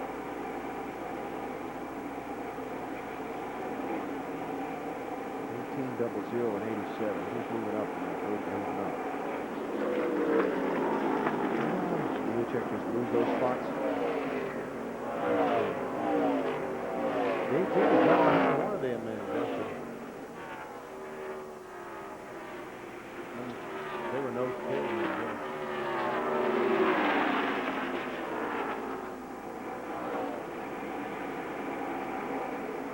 Jeff Burton moved into the 24th position. Ooh.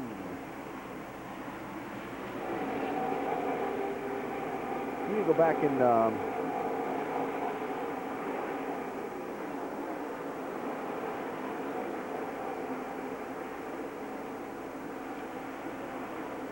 okay, let's check on the 27 going backwards too. We were debating how many spots he'd lose on the older tires. He's right in that same vicinity with the 1 car.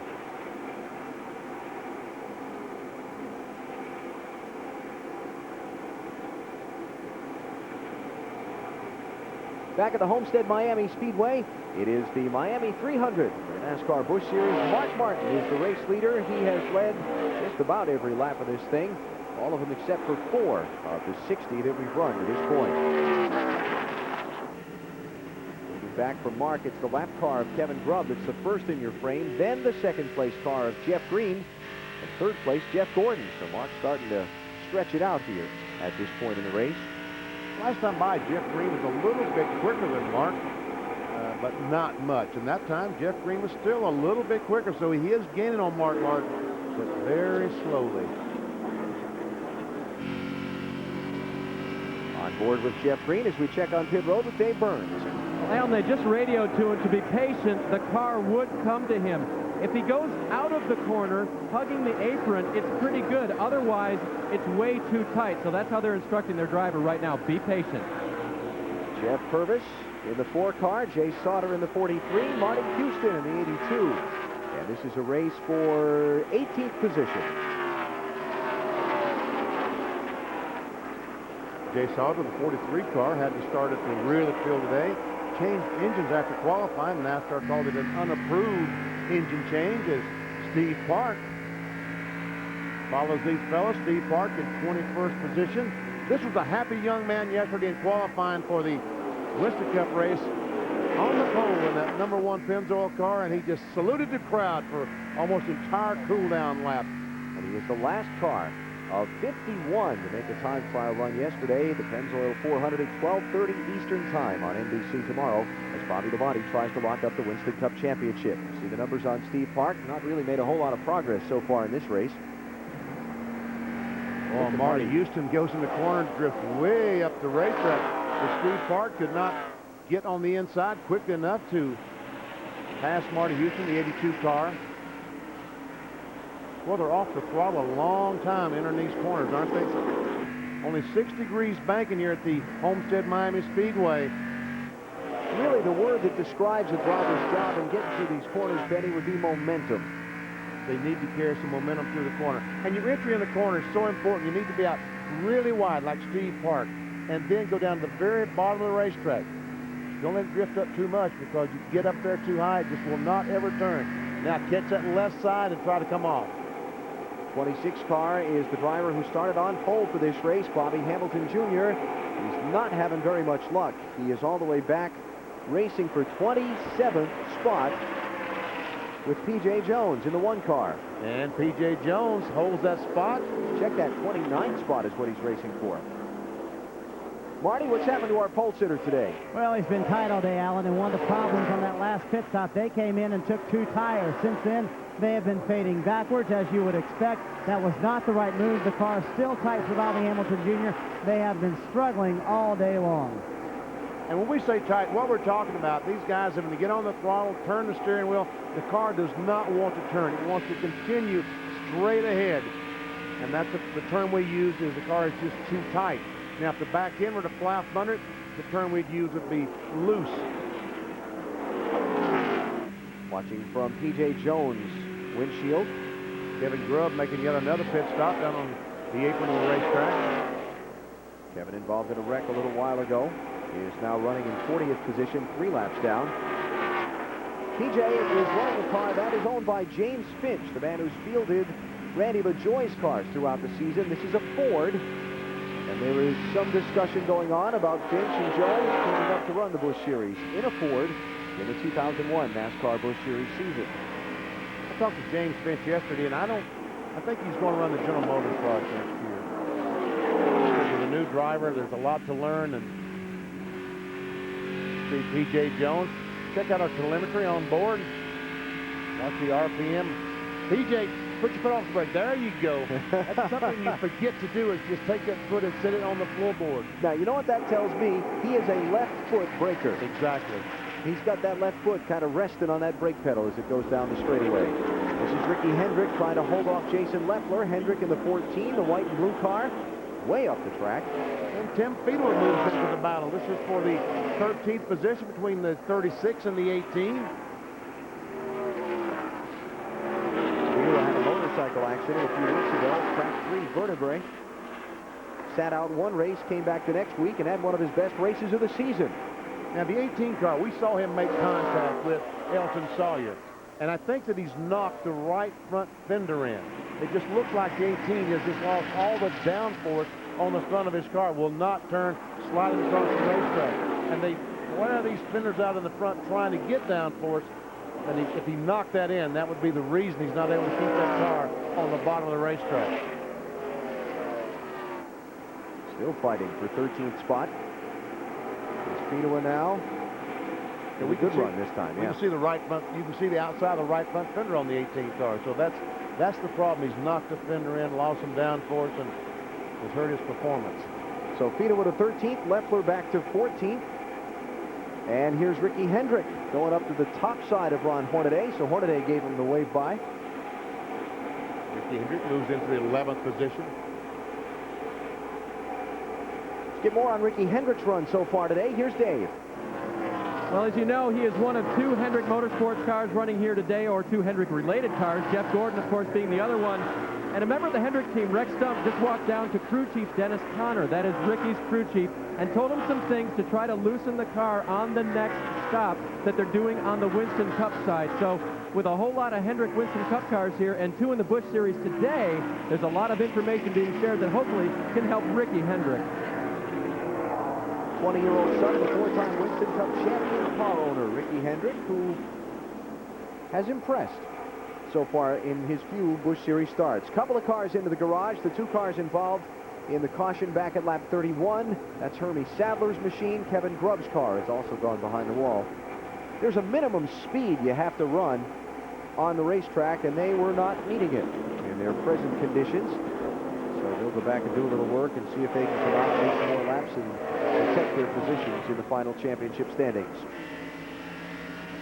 Leader Mark Martin out in front of second place Jeff Green by 2.51 seconds as we approach halfway in the Miami 300.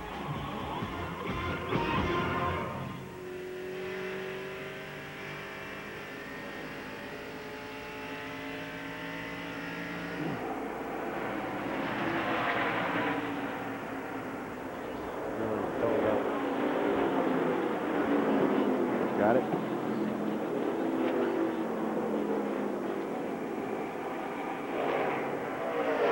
He's had this bad luck this year. Oh. They said have a booty pole in your pits, and everything that's caused from the race this year is hanging on that pole. Okay. No, I was not aware of that. What are you doing?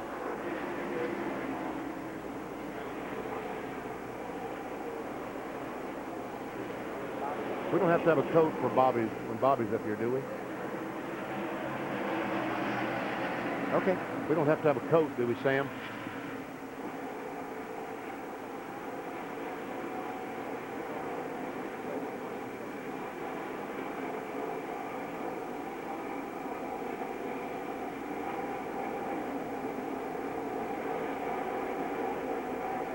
Perfecto.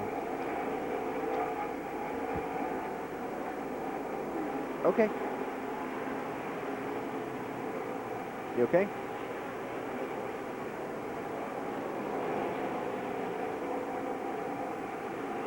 All right.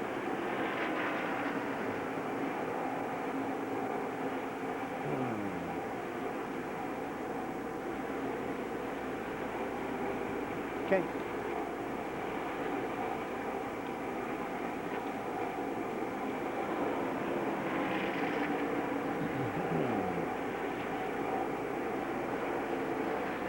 How quickly after we rejoin you want the promo?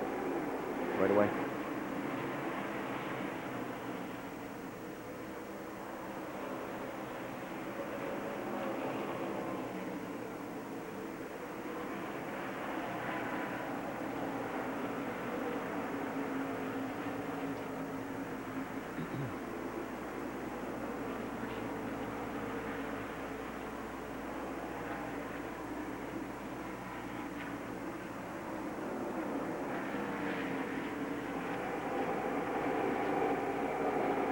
Log on to NASCAR.com for your online source to America's hottest racing circuit. All the news, results, and a complete look at the point standings, plus audio wrap-ups. And check out a special cyber chat with some of NASCAR's biggest stars. It's NASCAR.com, the official site of the National Association for Stock Car Auto Racing. Closing in on halfway in the Miami 300 for the NASCAR Busch Series. 78 of the 200 laps are complete. And that is the man who has dominated the race so far, Mark Martin. He's led all but 4 laps of the 78 that we've run. Well, Mark Martin has just about dominated the entire season this year in 2000 for the NASCAR Busch Series, but he has had a few problems this year. Marty Snyder has more on Mark Martin's team attempt to change their luck. He's had a few problems, guys, and he desperately wants to win this last race. So they have come up with what they call the voodoo pole. You're looking at all the things that have cost Mark Martin a win this year. They're trying to keep them out of their pits. Lug nuts, catch cams, things like that have cost them races this year at Las Vegas, at Charlotte, at Dover, at Rockingham. But the season has not been all bad in this final season for Mark Martin. His worst finish this year has been 6th. He's led in all but 1 race this year that he has entered, and he looks like he might be well on his way to having the voodoo pole work its magic and finding his way to victory lane in his final NASCAR Busch Series race. Racers very much believe in luck. Oh, yes, they do. I used to carry quarters and a little bit of loose there, Mark. Good job. Wow. Yes, he could have backed that thing in the fence coming off turn 4 quite easily there. Did you have a magic charm that you carried throughout your career, or just every now and then when you'd hit one? Just every now and then someone would give me something and I'd put it in my pocket. And if I had a good day, I'd feel like that brought me some luck, but it changed throughout the years. Let's go back to Marty. It's interesting you guys are talking about lucky charms. Jeff Green got some lucky charms. A lady handed him some marbles in California, and he didn't know the lady. He just walked up and handed him the marbles, said, "These are good luck. They will bring you good luck." That happened at California, and I think since then they went on a tear after the California race. His worst finish after that was he has only finished out of top 5 3 times since then. It's been an incredible run for Jeff Green after that, and he carries those marbles in his pocket every race day. In fact, he almost forgot him at St. Louis, had his PR person run back to the truck, get the marbles so he could put them back in his pocket, and he finished in the top 5 at St. Louis.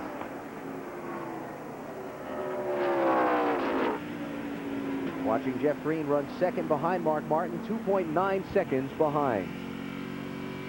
Back in 1991, driver who has a championship to clinch here at Homestead tomorrow, he hopes, wrapped up another NASCAR title. A long time ago it seems like now, but that was a younger Bobby Labonte, and this was Hickory, North Carolina on the final day of the season when he wound up winning the title. What was that, over Kenny Wallace by about 59 points? Yeah, something like that. Something like that. How you doing? Less gray hair there. Yeah. A little more hair, too. A little less forehead. And, yeah. Oh, Bobby Labonte will try and win the NASCAR Winston Cup Championship here at Homestead tomorrow for Joe Gibbs Racing. And as we look at some of the racing on the track, we appreciate you taking time to drop in. How's it going? I tell you what, really good. You know, we're excited about our chances for tomorrow's race, and had a pretty decent practice this afternoon. Went quite as fast as we'd like to be, but still, I think we got a little work to do. But I think the car is pretty decent, so hopefully we can learn something from watching this Busch race and apply it for tomorrow's race too. I hear there's a guy that you can go talk to down there. It's awfully fast. You might be able to get a few pointers. Tony Stewart, your teammate. Yeah, he was real fast here testing it, and you know the same thing here for the race this weekend. He was real fast in practice after qualifying. So you know our setups are pretty similar, not quite the same, but you know his driving style is a little different. And I just got to figure out, you know, try to marry the two together if we can. As you watch this race, you say you learned something. What are you looking for in trying to learn something? Well, obviously, I don't think you want to get on the outside too far. That's for sure. I don't look like the place to be, but you know, the track, the race, you know, spreads out some here, and you'll see packs of 3 or 4 cars, and you know, you just try to see what guys are doing. Looks like a lot of guys are running below the yellow line a lot, and you know, to see where they're sliding up. You know, you see some guys working better than others. Obviously, like Jason Keller's running way below the yellow line, but he was on the apron of the racetrack. Yeah, and that's a good place to run. You know, you don't want to get you know, your car messed up down there a little bit by getting too low. But you know, I think for the most part, if your car's pushing, that's where you want to be. But you know, we just watch a little bit and just see what we can find out. But we got to race our interstate car tomorrow, not these today. Keller picked up 5th spot there from Hank Parker Jr. We check back in on the race for 2nd as Jeff Gordon tries to close in on Jeff Green for that spot. Mark Martin's the man out in front. We'll have more with Bobby Labonte when we come back. We're closing in on halfway in the Miami 300 here in Homestead.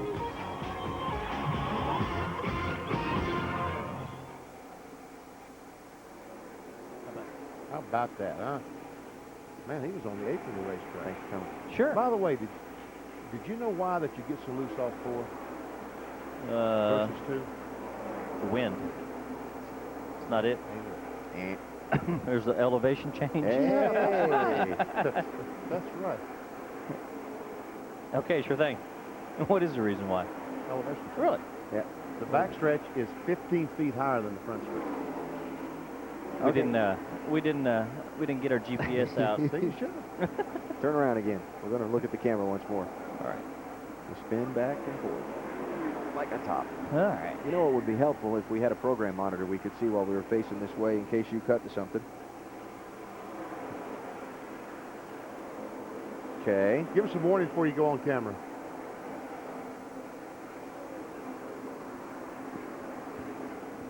Oh, yeah. Trying to make a quick exit that way. Hiding the scanner here. Shoot.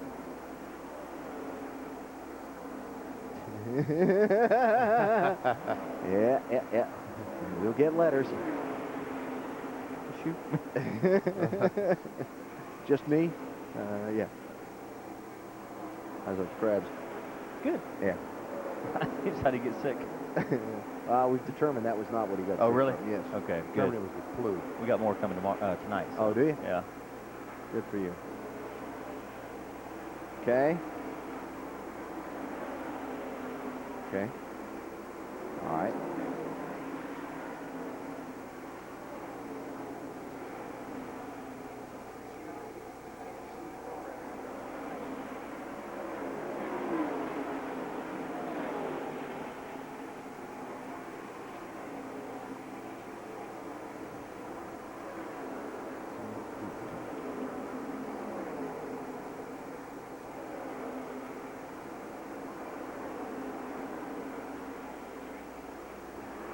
Sure.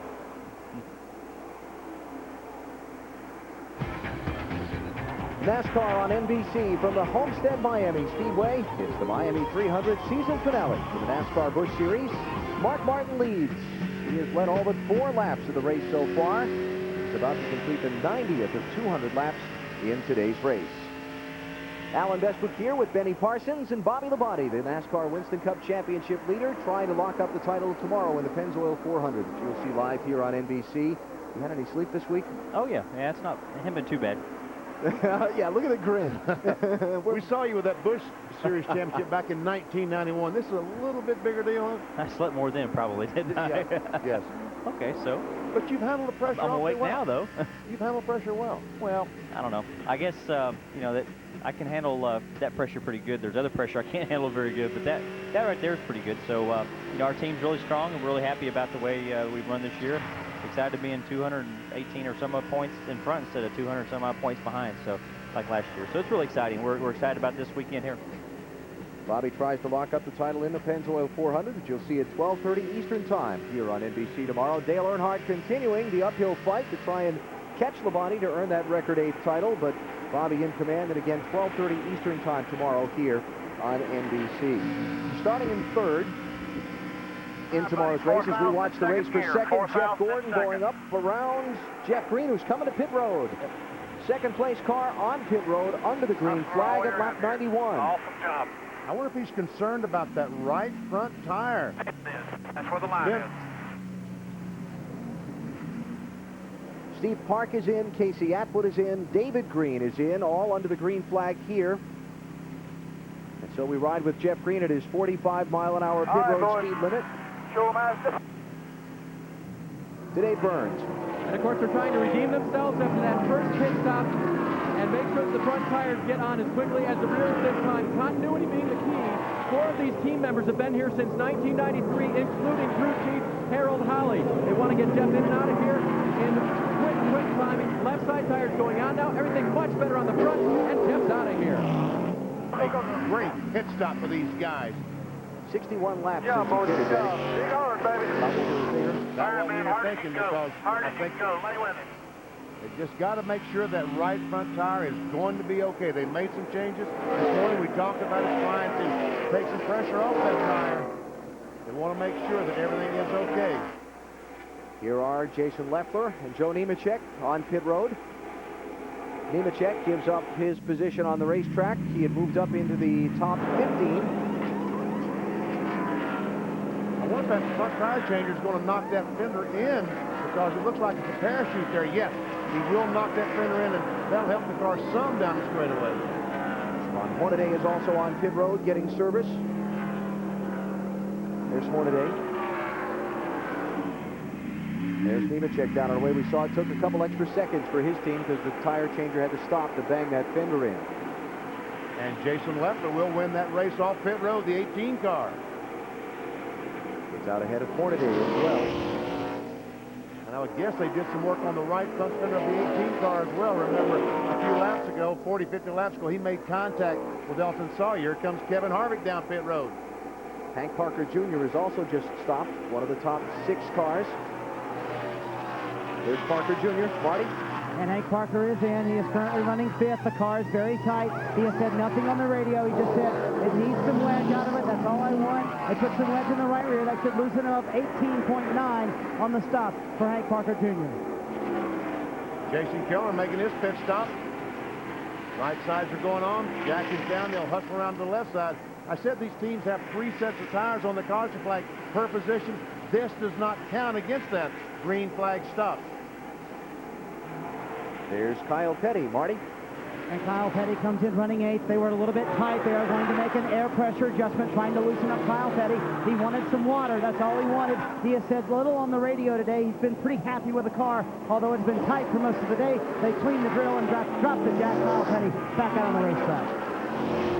Jimmy Johnson is in for a stop. Still waiting on Mark Martin, the leader, to give up his position on the track to come to pit road. Back to Dave Burns. And Jimmy Johnson is in now. They're going to go to the right side first. Buell going in for the Alltel Chevy. This team will be back with Jimmy Johnson next year. Alltel will not be the sponsor. But then Jimmy Johnson begins testing for Hendrick Motorsports and Jeff Gordon. They've already begun construction on an 85,000 square foot facility that is going to house that whole project. Johnson now a little trouble on the left front, and that's what they're waiting on right now to try to get him out of here. He is gone. What do you see down there, Bobby? Waiting for Mark to come in, but he ain't come in yet. Went past the opening of pit road once more. Here's Ricky Hendrick in. Hendrick was 9th before the stop.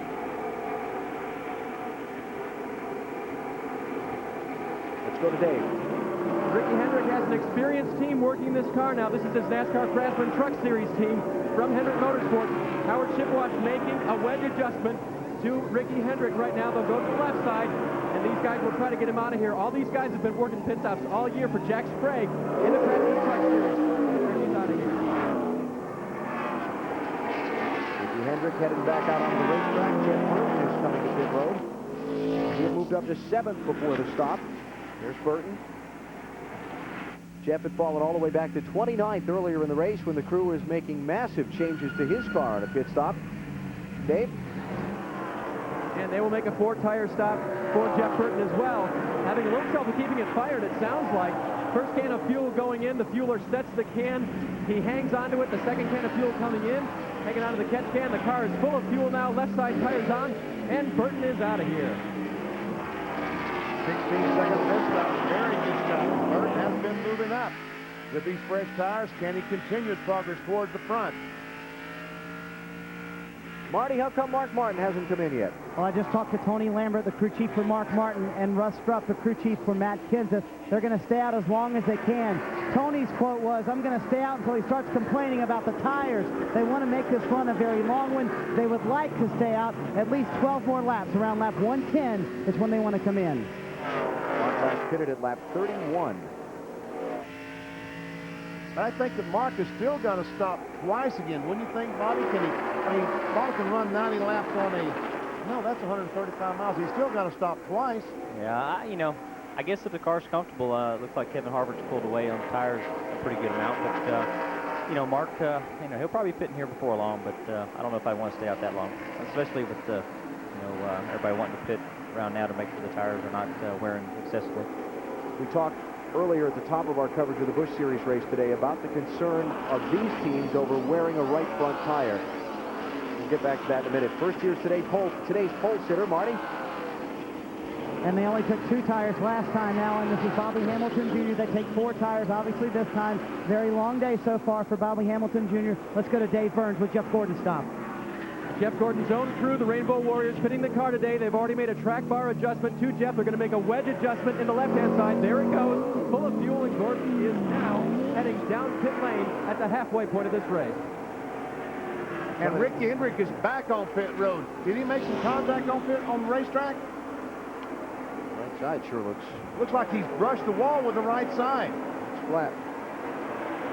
Tough luck there for Hendrick, who makes his second pit stop. Dave? And they're going to go ahead and change all 4, Alan. They've already done the right side. They took a tearaway off the windshield, so that clears it up for Ricky. They did pull a little bit of fender work out from the right front side. Now they're taking a look at the right rear as well, but in the meantime, they are also going to get a 15-second penalty now from the NASCAR official, and it may be for having too fast coming down pit road. He's holding his hand out now. The official will time it on his watch, and then he will let Ricky Hendrick go too fast coming down pit road. The leader's in. You see Mark Martin creeping into the picture there. Here comes Mark in for his stop at lap 103. So he didn't stay out another 12 laps. I knew it. And Matt Kenseth is also in. Marty? And Mark Martin is loose. They debated on a wedge adjustment. Instead, they'll add a ½ pound to the right front, take out a ½ pound of the left rear of air pressure. He wants to clean the grill. The car is starting to get a little hot. Matt Kenseth is also loose. 4 tires for both of these teams. While they expect to stop for the left rear on Matt Kenseth. On Mark Martin's car, 16-2, and they're taking a long time on Matt Kenseth's stop. They came in behind each other. This will be a costly pit stop for Matt Kenseth. Did you see the pit crew for Jack Roush and all their straw hats? It looks like Jack has supplied the whole crew with straw hats. Why not? I guess, why not? Celebrate the day as Mark Martin makes the final Busch Series run. There they are. That's Tony Lambert, the crew chief. Tony, kill the hat. Stay on the top of it. Farewell tour. Can't see the last word. Farewell tour finale. Marty? Yeah, they say farewell tour finale, and Benny, they told me they have a hat for you down here they want me to bring up later, but it's a farewell tour finale, and they are tie-wrapped to their radios. The headsets on their radios are tie-wrapped, so they stay on when they make the pit stop, of course honoring Jack Roush and also Mark Martin, but I do have one hat for you, one Benny Parsons. Atta boy, Marty. Buckshot Jones is the race leader, having not yet stopped in this round of service. So he leads. Jeff Green is second. For now, Mike Stefanik is third. Jeff Gordon is 4th, and Mark Martin is 5th. So Green and Gordon getting out ahead of Martin on this exchange of stops. Just past halfway in the Miami 300.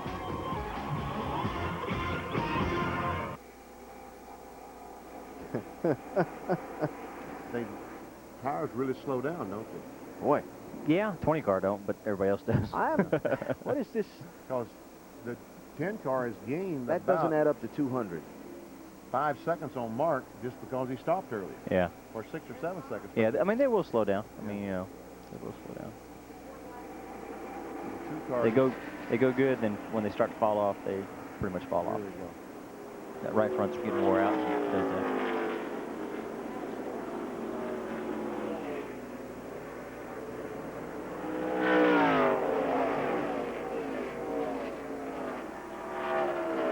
He'll want to watch that tire wear situation. Yeah. Yes, I will. We probably ought to thank him after the tire wear situation, Sam. There you go. About up the lead, it's Jeff. All clear, Benny. You are the leader. You are the leader, champ. Good job, man. He's flying well.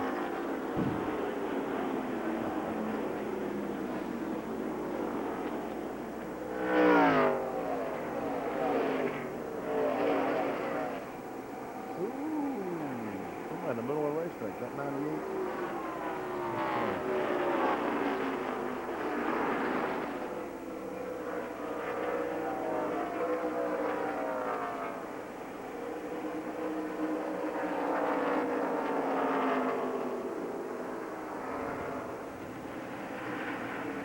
Okay.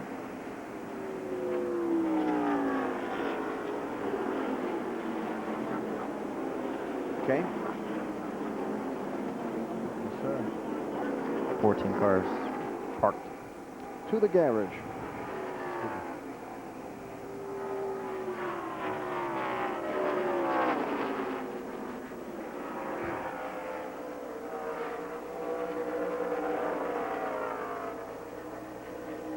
New leader in the Miami 300, Jeff Green, has just passed Buckshot Jones and taken over the top spot. Green on fresh tires after his pit stop a second ago. Jones yet to make his stop. Log on to MSNBCSports.com and check out analysis by Benny Parsons on the rising stars of the Winston Cup circuit. Who'll emerge as the next superstar? Plus, who'll claim the 2000 Winston Cup title? Will Bobby hang on, or will Dale or Jeff catch the tough Texan? Cast your vote at MSNBCSports.com, the official website of NBC Sports. Dave Burns, we've been talking about tires all race long. What'd you find out after this round of pit stops? Well, and here is our help for Bobby Labonte for tomorrow. Bobby, this tire has about 60 laps on it. It is the right front of Jeff Green's car. I'm standing on the inside. It is cambered this way. This is the negative camber on the right front. Right here you see the cord showing through. This is the kind of wear they were getting yesterday in happy hour after 60 laps. It's about identical today after 60 green laps here at Miami. Marty Snyder? 68 laps on Mark Martin's tires, and here's what we were worried about. This is the first long run of the day. You see where it has gone to the cords right here. Now, this is what teams use to measure tire wear. We'll stick it in the far outside of the tire, and there's about 1.5, 30 seconds of an inch of tire left. Over here on the inside, about an eighth, well, about a tenth of 32nd or whatever that is. The first mark, 32nd on the tire, so it's wearing down very heavily on these longer runs. That is the right front on Mark Martin's car. And Benny, they say they are very conservative with their camber. And the guys that are very aggressive with that camber have to be really sweating that right front tire. Bobby Labonte, looking at that, how does that make you feel? That's about what we saw in practice too. That's the same thing. It's you know, guys can some guys can probably get away with a little bit more than others. Depends on how their car's set up. But some guys trying to be a little aggressive on the camber will wear out the right front a little bit more. So it's you know, it's kind of typical. We saw the same thing a little bit last year, and you know, it seems like the same thing's going to happen this year. Folks, we go to our garage. We're going to show you what we're talking about with this camber. There's our garage. Let's open up. Negative camber. The top of the tire is leaned in. To adjust it, here, you move the tire in or out for negative or positive camber. And as the car goes around the racetrack, as it goes down, it gains camber. What we call is sitting in the garage, we call static camber. Some of these teams are talking about having about 3 degrees static. And down the straightaway, the wind pushes the car down so much they have 7 degrees negative camber down the straightaway. When they get to the corner and put all the pressure on it, it goes to about 9.5 degrees. So it rides on the inside of the tire the entire day. Never do they use the full 11-inch tread on the right front tire. Given the situation that you're in tomorrow, Bobby, balancing speed versus concern about that tire issue, I assume you take the more conservative side of that? Yeah, I mean, our team, Jimmy Maycar and all the guys, we all work real hard trying to make our car work with on the conservative side rather than trying to make it work on the, you know, trying to trick it up with a little too much camber. So, you know, we do work on that pretty hard, and you know, hopefully tomorrow we've hit upon the right combination to save our tires as much as possible. Well, Tony Stewart, we talked about in tomorrow's Pennzoil 400, he is extremely fast. Has he been aggressive with that camera in the right front, or do you know? No, not really. You know, he really hasn't.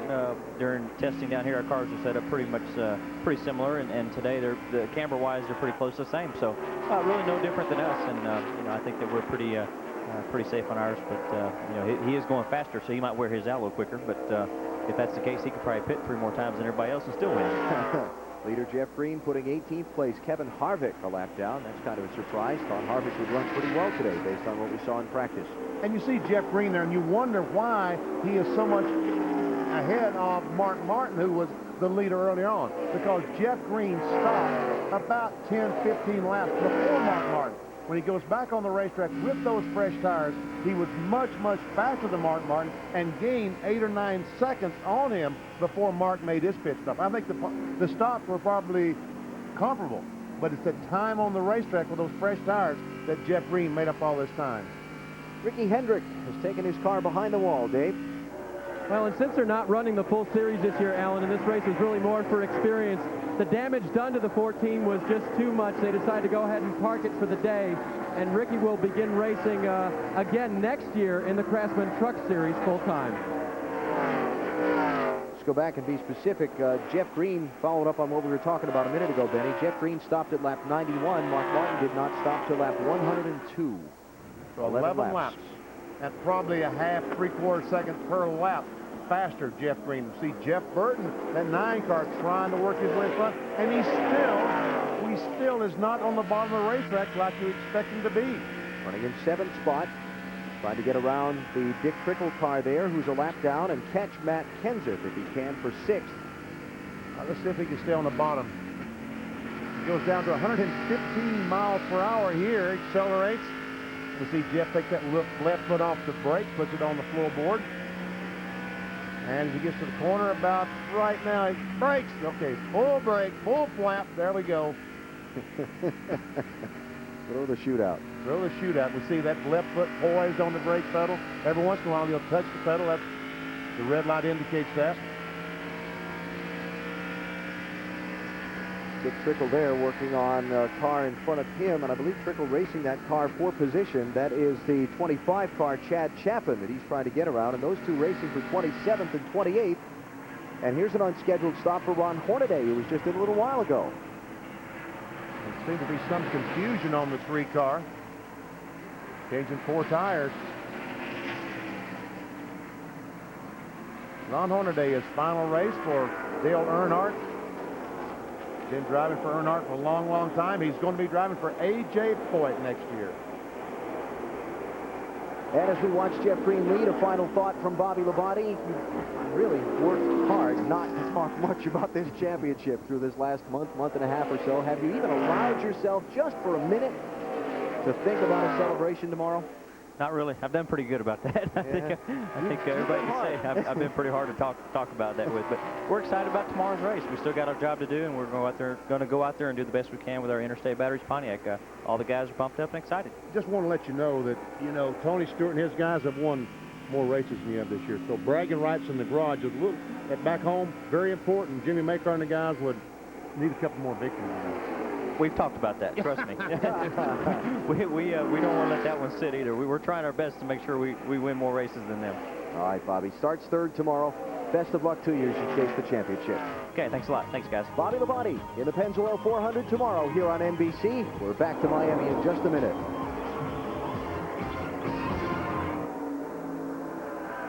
Here, Appreciate listen it. all you want to. You don't have to leave. It's all right. We'll let you talk no more. That's okay.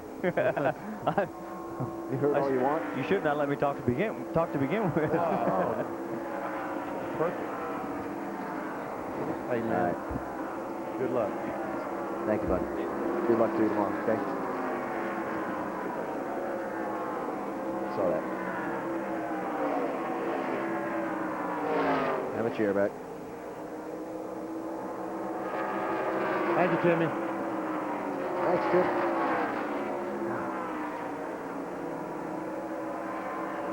Three is off the racetrack. Yes, he's gone behind the wall. He made 3 straight pit stops, and now he's gone to the garage. I see Jerry Kimmons slowly walking toward the car. But the PR man is running. Yeah, I see that.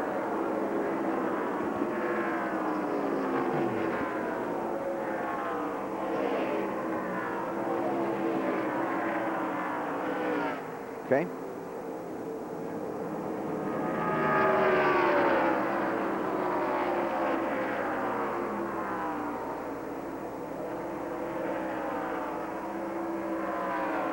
He's just made up no ground here lately, has he? You get back in traffic and it's just hard to go with.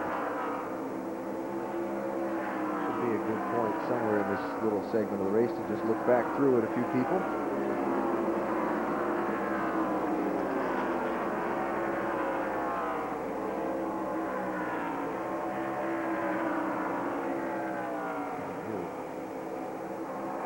Okay.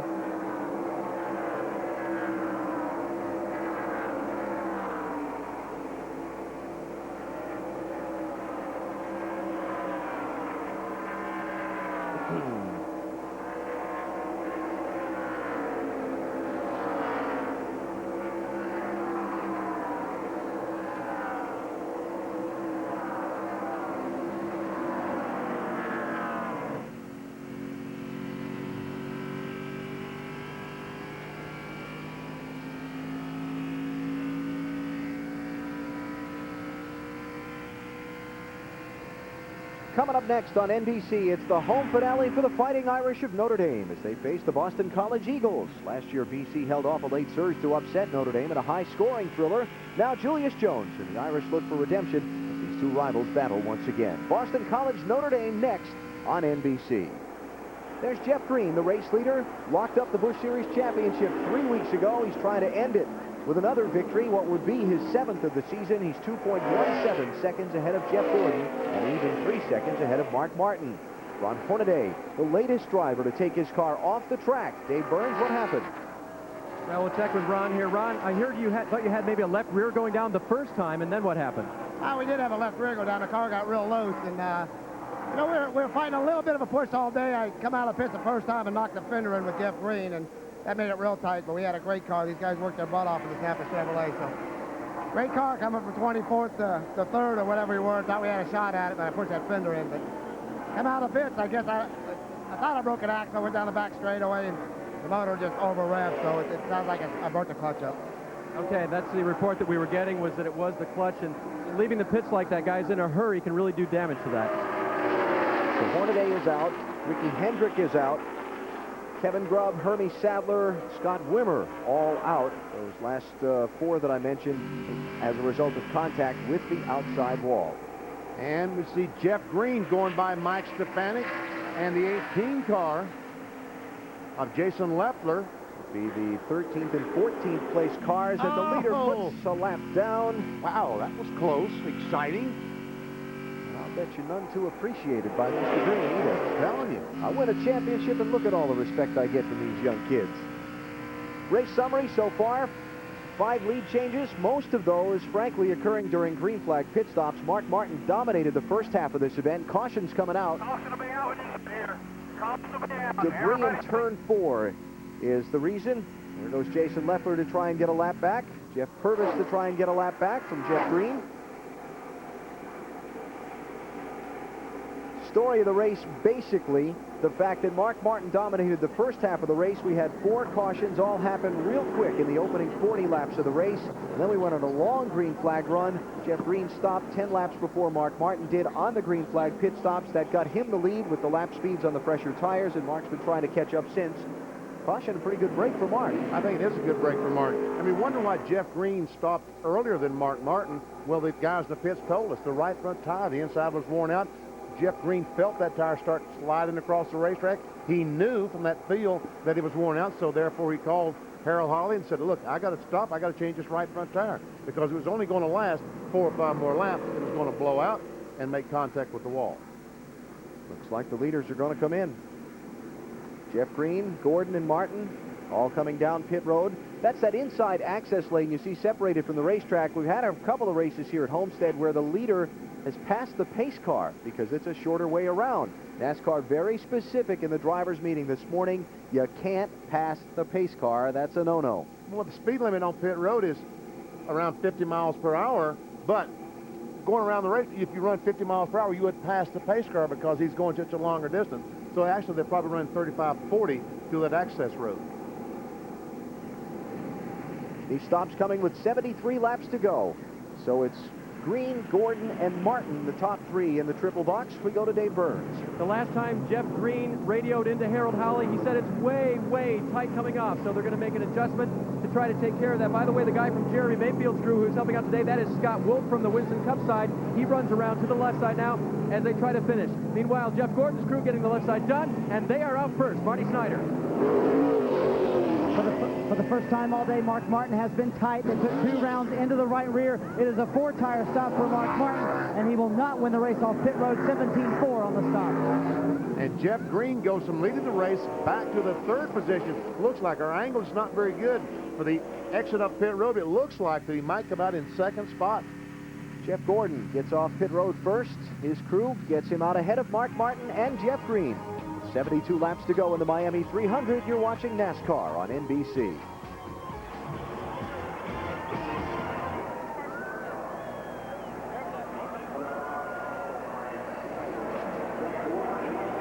I'm getting somebody's face. Okay.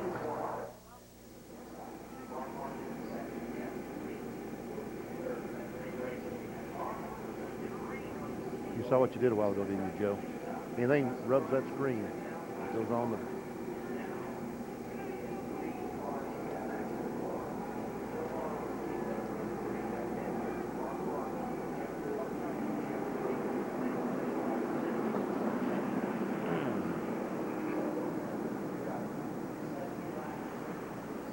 Okay.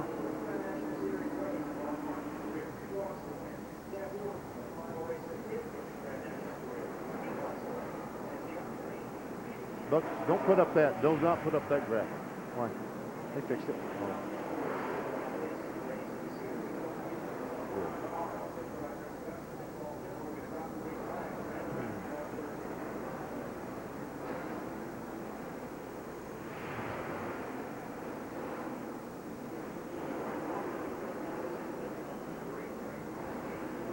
What was the cost of flag 4, you know? Debris. Turn 3 and 4.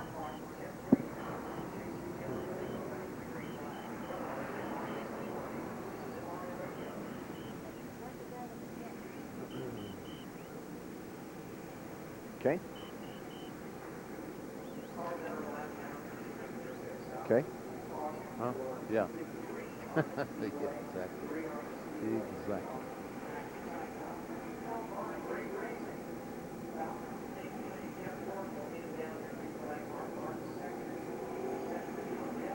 Iron Man promo there, Martha. Never mind.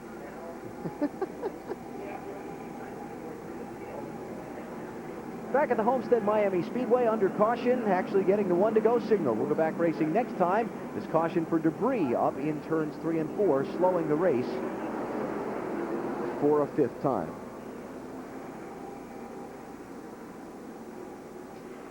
One to go is the signal from the starter stand. We'll go back under green in the Miami 300 next time by. Look at the action on and off of pit road. The big number, Jeff Gordon in 2nd out first. Jeff Green in 1st out 3rd. Exactly, Kendrick. We see all these guys. There are the top 5 cars. A couple of other guys moving in this race. Let's get updates there. Dave Burns. Alan, I just checked with Steve Addington, Jason Keller's crew chief. They said they were a little snug right through the middle of the corner, so they went ahead and dropped the air pressure on both of the front tires. That's the only adjustment they made on Jason. He's up to 4th spot now after the series of pit stops. Marty Snyder. And there was trouble in the pit stop for Hank Parker. Allen, he came in. This is twice now they've had trouble in their pit stops. They had some lug nuts fall off the right front. 2 lug nuts fell off the right front. He was a little bit tight on that last run. They did make an air pressure adjustment to try and loosen him up, and has dropped him from 5th back to 7th. Dave Burns used the word snug. Well, folks, push, tight, snug, all that's the same word. Getting set to go back racing. The green will come out with 69 laps to go. Now Jeff Green has to clear, first of all, the lap cars restarting to his inside. See if he can do something with Martin and Gordon. Green flag, green flag.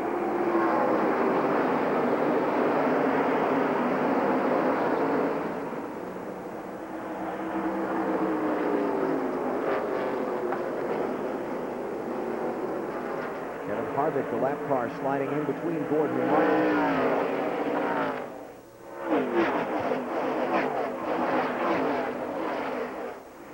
Real good news for Jeff Gordon. Mark does get by Kevin Harvick quickly. On the subject of Harvick, we have just been informed by NASCAR that he has won the 2000 Rookie of the Year title in the NASCAR Busch Series. So congratulations goes out to Kevin Harvick and the 2 cars. 24-year-old from Bakersfield, California, 3 wins in his rookie season in Busch Series competition, driving for Richard Childress Racing. Right now, though, he's 15th, a lap down in the race leader. Mark Martin hangs right with Jeff Gordon, and here comes Jeff Green to try and clear the traffic.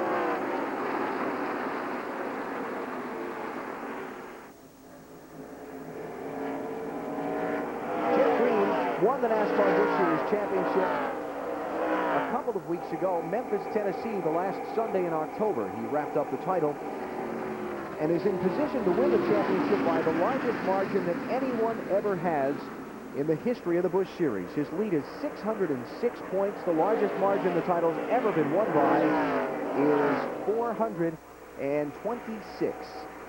And his teammate Jason Keller, the 57 car, we see Jason there on the inside of the 2 car, is in 2nd place in the NASCAR Busch Series point standings. He's currently in the 4th position. And Harvick, you see the 2 car, he is in a battle for the 3rd spot. He's back in 16th, but he's battling with the 66 car of Todd Bodine, who's back in 35th. Todd lost 5 laps, very opening moments of the race, when an ignition wire shorted out on his car, and he had to go behind the wall to get it repaired. There's Jeff Burton, moved up to 7th spot now. Marty? Yeah, don't look now, but here comes Jeff Burton. It's fallen all the way back to 37th. Now he's up to 7th, and that caution was a huge break for Jeff Burton. He has been loose all day long, but on that last run, he was mysteriously tight. Didn't know why he was tight, but he was tight. When they came down pit road, they found out that the right front tire had equalized. They took it off, and it was an equalized right front tire that was causing Jeff Burton to be so tight in the turns. Jimmy Johnson applied pressure to Jeff Burton for that 7th spot. Cars all running right in a row. You've got Matt Kenseth just in front of Burton. Then Jeff, then Jimmy Johnson, then Kyle Petty. Here comes Johnson. Has position on Jeff Burton. There's not much he can do except back off, let Johnson go in the corner and try to follow on the very bottom of the racetrack. So here comes Jeff Burton, and there goes Jeff Burton, as things haven't worked out for him after this most recent pit stop. And Kyle Petty, the 45 car, closes up right on the back bumper of Jeff Burton. There's Joe Nemechek, the red 87. So this is 8th, 9th, and 10th we're watching with Burton, Petty, and Nemechek. Burton's car all day, every time he goes a microphone from inside, it sounds like it's sputtering and popping and so on whenever he goes into the corner. It is backfiring. It gets some cool air in the exhaust and causes things to backfire. That shouldn't hurt the performance of the car. What's really hurting the performance of the 9 car is not able to keep the car on the bottom of the racetrack. Every time we see him, he seems to jiff it up a little bit. Look at Jimmy Johnson go. Here he is down to the inside of Matt Kenseth to try and pick up 6th. And he does it. So Jimmy Johnson, 29-year-old, trying to complete his rookie season in the NASCAR Busch Series. Like 29 years old? He's not 29, he's 25. I think the age is a little bit. Yeah. Out of Wisconsin is Johnson. In his 39th Busch Series start. Kind of funny, tell you a little bit about the Busch Series and the way things have been this year. He is 4th in the Rookie of the Year standings, but he's 10th in points overall. Wow. The young guys have had their way this year in the Busch Series. Yes, they have, and that's a good thing. Yeah.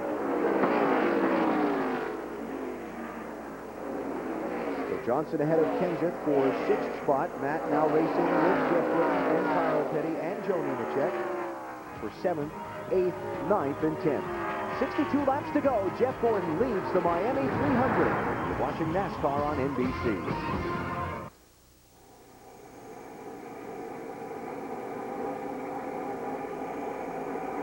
Not bad.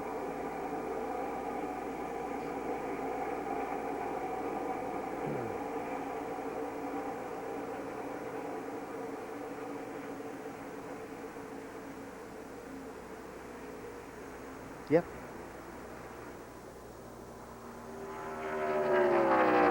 Presents the Busch Beer, the official sponsor of the NASCAR Busch Series, presents the Busch Moment. After only 5 races, the Homestead Miami Speedway has already provided its share of memorable moments. 98, Jeff Burton squeezing by Jimmy Spencer at the line. Last year, Joe Nemechek scoring his 2nd victory here at this track, a speedway that claimed his brother's life. Double donuts from Dale Earnhardt Jr., who celebrated his 2nd Busch Series title along with Nemechek. Okay. All right. Okay. Well played. Yeah, it'd be good to look back a little bit.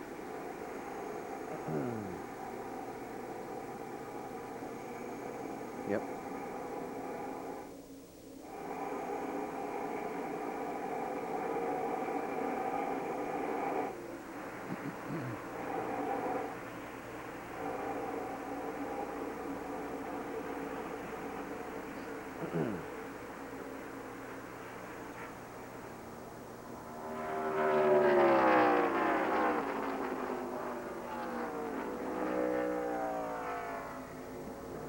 Excuse me, sorry.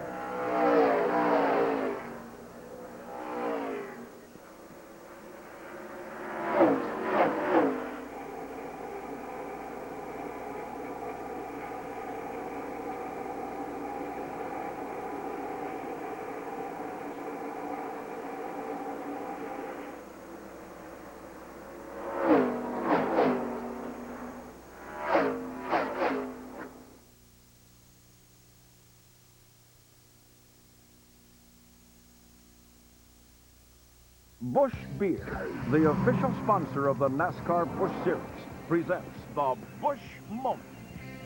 After only 5 races, the Homestead Miami Speedway has provided its share of memorable moments. 98, Jeff Burton squeezing by Jimmy Spencer at the finish. Then last year, Joe Nemechek posting his 2nd victory here, the track that took his brother's life. Double donuts from Dale Earnhardt Jr. celebrating his 2nd Busch Series title at Nemechek 1 year ago here in Miami. Jeff Gordon leads the Miami 300 over Mark Martin and Jeff Green, the 3 of them within a second, and there are 57 laps to go. Last lap, both Jeff Gordon had the quickest lap. Actually, Jeff Green was a little bit quicker than either. Jeff Green had the quickest lap. It was Jeff Gordon and Martin in 2nd spot. On board with Jeff Green, the 3rd place car, as he looks at Mark Martin and trying to figure out how he can get by Martin. Can he get up to Jeff Gordon? Gordon and Martin making their final starts in Busch Series competition here today. Let's get more on Jeff Gordon's spot from Dave. Well, Lance Dieters, the crew chief, radioed to Jeff Gordon, and he said, you may have to baby it on this set of tires. There was 70 to go when the green came out, and the stop previous, their right front showed the same cord damage that we showed you earlier on Jeff Green's right front. So they told him, Jeff, you better baby those tires because they're going to have to go to the end. Marty Snyder? And Mark Martin radioed to his crew and wanted to know the same thing. Tony Lambert said, be conservative for right now. Let's be patient for about 5 or 6 more laps, then we can push it. You have to remember, this set of tires has to go about 8 laps more than the set of tires that Mark Martin ran all the way down to the course. He said, behind you, Jeff Green is fast. Don't pay attention to him. Pay attention to Jeff Gordon. He's the one we have to race for the win. Tell me, how does a driver driver be conservative on his tires? Well, they back off a little bit early going in the corner. They don't really wrestle with the steering wheel right there in the middle. They kind of turn the steering wheel gently and get back on the throttle gently.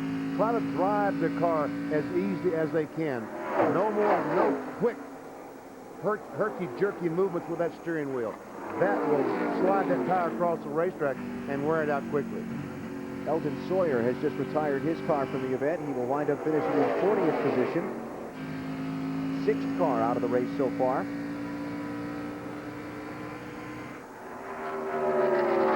Mark Martin's crew, Jeff Gordon's crew, they know that the 10 car of Jeff Green wore his right front tire out quicker than they did. So they're not really concerned about Jeff Green right now. All they're concerned about is making that right front last till the end of the race. Jeff Burton trying to move back up after losing some positions a little bit ago. He's working on Matt Kenseth for 7th spot. Burton just really not a factor in this race today. Much of the day we thought he'd be a contender to win, but he's not been much of a factor at all. There you see the speeds the last time. Mark Martin the quickest. The 10 car of Jeff Green was, in fact, 2nd. Kyle Petty working on Jeff Burton for the 8th spot. There's Kyle getting the top 10 basically the entire race.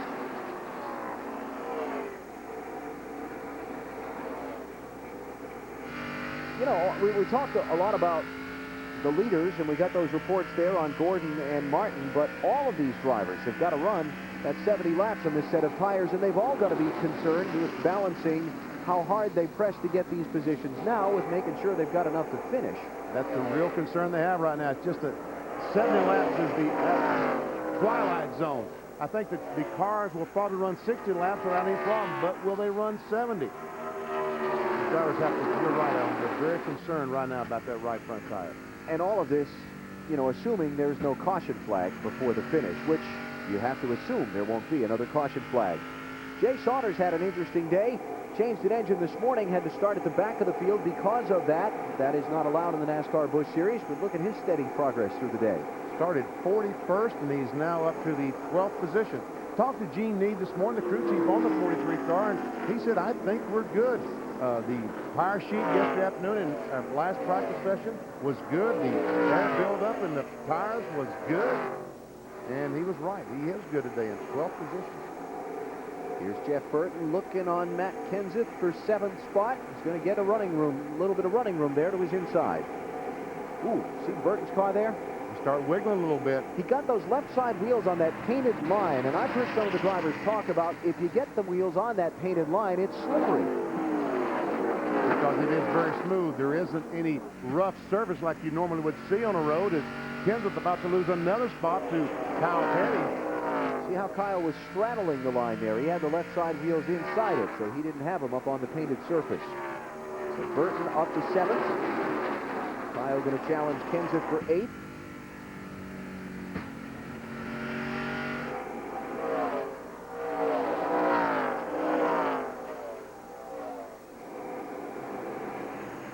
So far, nobody gets by anybody. So Kenseth hanging there to the outside of Kyle Petty. Can't hang there to the outside for long, not on this track. I wouldn't think so. I think Kyle will eventually get that position as he does there. See that big wiggle from Matt. Gathers it back in, falls in line behind Kyle, so give Kyle 8th spot. Matt back to 9th. Joe Nemechek running there in 10th in the 87 car. Our front three still the same. Jeff Gordon, 60 car Mark Martin, and Jeff Green. See how quickly Jeff Burton has moved away from these drivers. They ran side by side there for that, half a lap? And it was enough for Burton to get cleanly away. 61 car there. The 4th car in that group is Tim Sauter's machine. He is in 17th position, 1 lap down. He's not racing these drivers for a spot.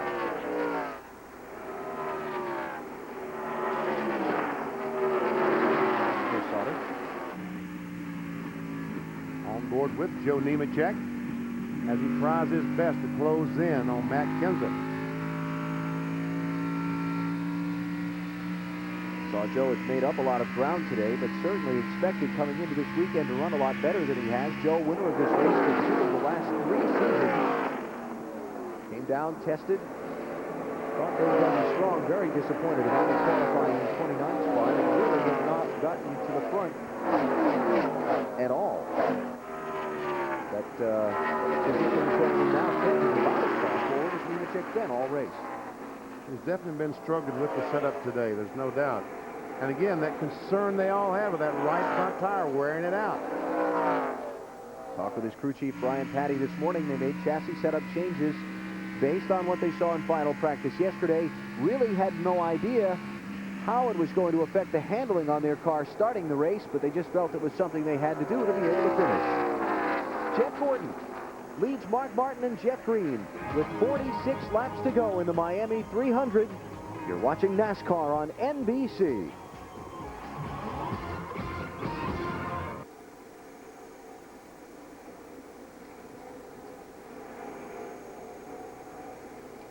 Yeah, I'd like to.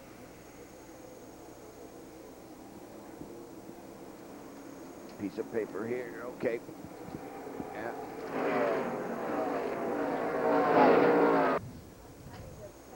Okay, we got laps on there.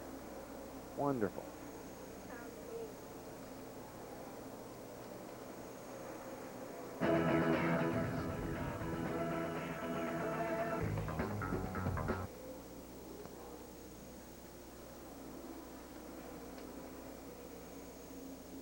Do we need to see if Nelson Crozier can get permission to talk to Jeff Gordon?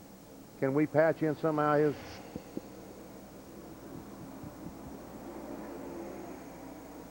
All right, I'm with you. Wonder if we're going to have a chance to do Victory Lane? Probably not. Maybe Nelson could get a radio frequency with Jeff Gordon. We could... Kind of lap times are they running? Slob, you got a stopwatch? Never mind. You got a stopwatch? Time the leader. Just time a lap.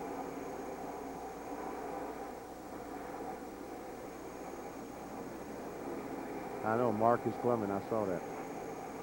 Yeah. Yeah. Yep.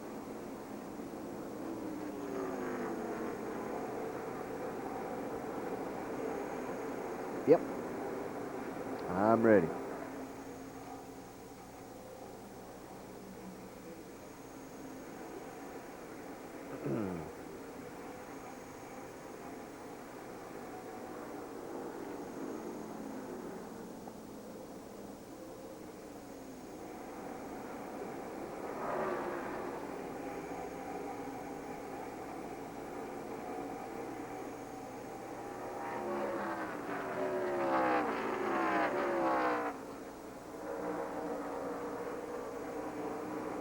It's the season finale for the NASCAR Busch Series. From Homestead Miami Speedway, Jeff Gordon there leading the Miami 300.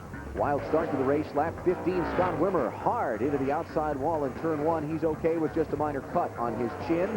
The yellow flags and the wrecking continued at lap 31. Kevin Grubb bounces off another car, hits the outside wall. He'll come back across right in Hermie Sadler's path. Both are out of the race at this point. Later on, lap 41. Elton Sawyer gets hit by Jason Leffler, who lost control underneath him off turn 4, shoots across through traffic, clobbers the inside wall. Sawyer also out of the race, one of 6 cars who are no longer in competition. Mark Martin dominated the first half of the event, gave up the lead on a series of green flag pit stops to Jeff Green, then a series of caution flag pit stops. Jeff Gordon got out first, Green fell back to third, and that's where we stand now with 40 laps to go. It's Jeff Gordon leading at an average speed of 121.7 miles an hour, about 8 miles an hour slower than the track record here for the Busch Series. It looked like that Mark Martin was going to come up and contest Jeff Gordon for the lead. He got himself into about, I don't know, 4 or 5 tenths of the lead, but all of a sudden, he started pulling away from from Mark Martin again. I'll get this out in a minute. Come on, BP. Yeah. I can say it eventually. There you go. There's Jeff Burton. Lost that position he gained for Matt Kenseth a little while ago. Burton had passed Kenseth for 8th. Now he's lost it again. Dave, what's going on? Well, they're kind of mystified down here in Burton's pits. I checked with Tommy Morgan, his crew chief, and Tommy just kind of shook his head and shrugged his shoulders. Don't really know what's going on. They brought the same basic setup on the car here this week that they had at Phoenix. And, you know, they're having somewhat similar results, but not the kind of results they had last week when they dominated the field. No, not at all. I noticed when we were looking at Jeff Burton's car right when Dave started talking last time by when he came into turn 3, watch the left front wheel. Watch how much it's turning. He's working that steering wheel in the corner. I don't know if it'll slip this bad this time, but last lap by he was fighting it and that wheel was working back and forth. I would imagine trying to feel that rear of the car, trying to keep the rear of the car under control, so he was probably turning the right front the front tires back and forth, on the brakes hard down in turn 1. Look how high he's running down. This is the highest we've seen anyone run, and it's working for Jeff Burton. He's not as fast as Jeff Gordon or Mark Martin, but he's able to outrun these other cars by running a higher line through the corner. You know, it was funny at Phoenix last Saturday and even last Sunday in the Winston Cup race. He ran an outside line and wound up winning both races. He just went outside and passed Matt Kenseth for a spot there. And I can't recall seeing anybody else all day make a pass for position on a lead lap car on the outside. Not on the outside. We see Kyle Petty there trying to get on the inside of Marty Houston. And watch Jeff Burton. He's doing that on purpose, folks, driving that car to the top of the racetrack.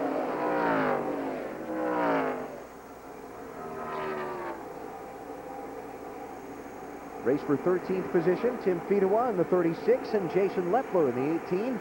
The 2 cars, Kevin Harvick, he's a lap down.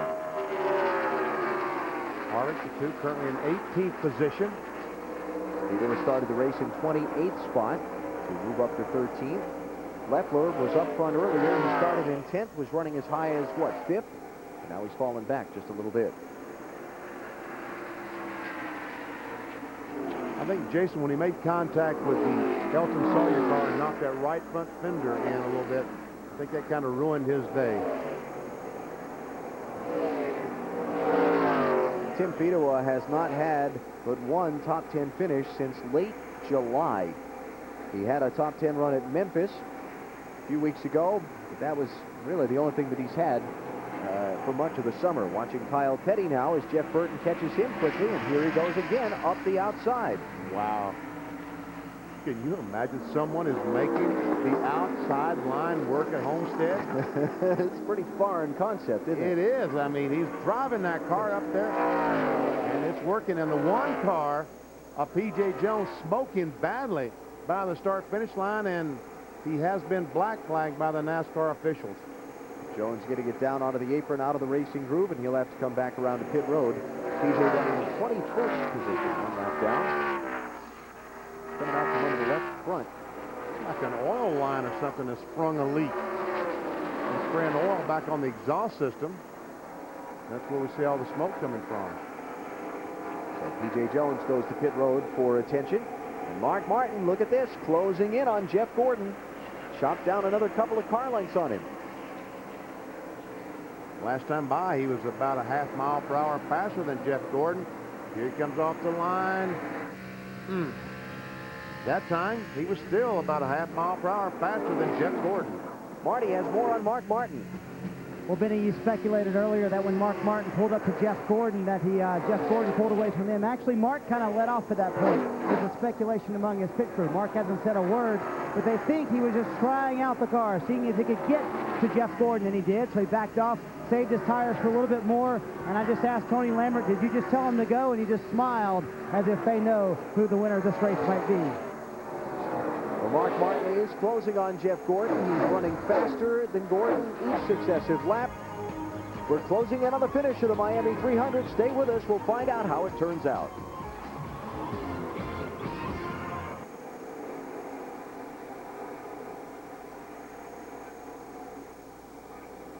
I'm looking right at my little screen, and I can't pick out the number I'm looking for.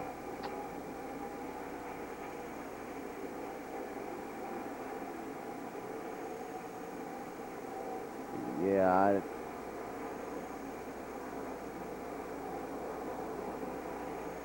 yep. Hopefully.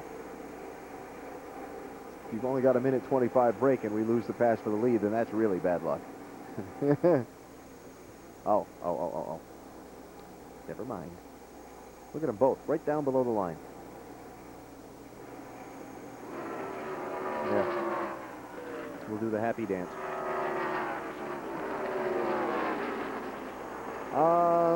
Right now, this is the story. Yeah. We haven't talked about the 4 much. Yep. Yep.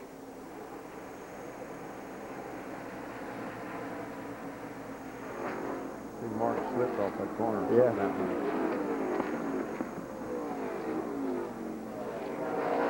A couple of these guys are hollering about oil on the 1 car, but I don't think they're going to get the caution, which is probably a good thing.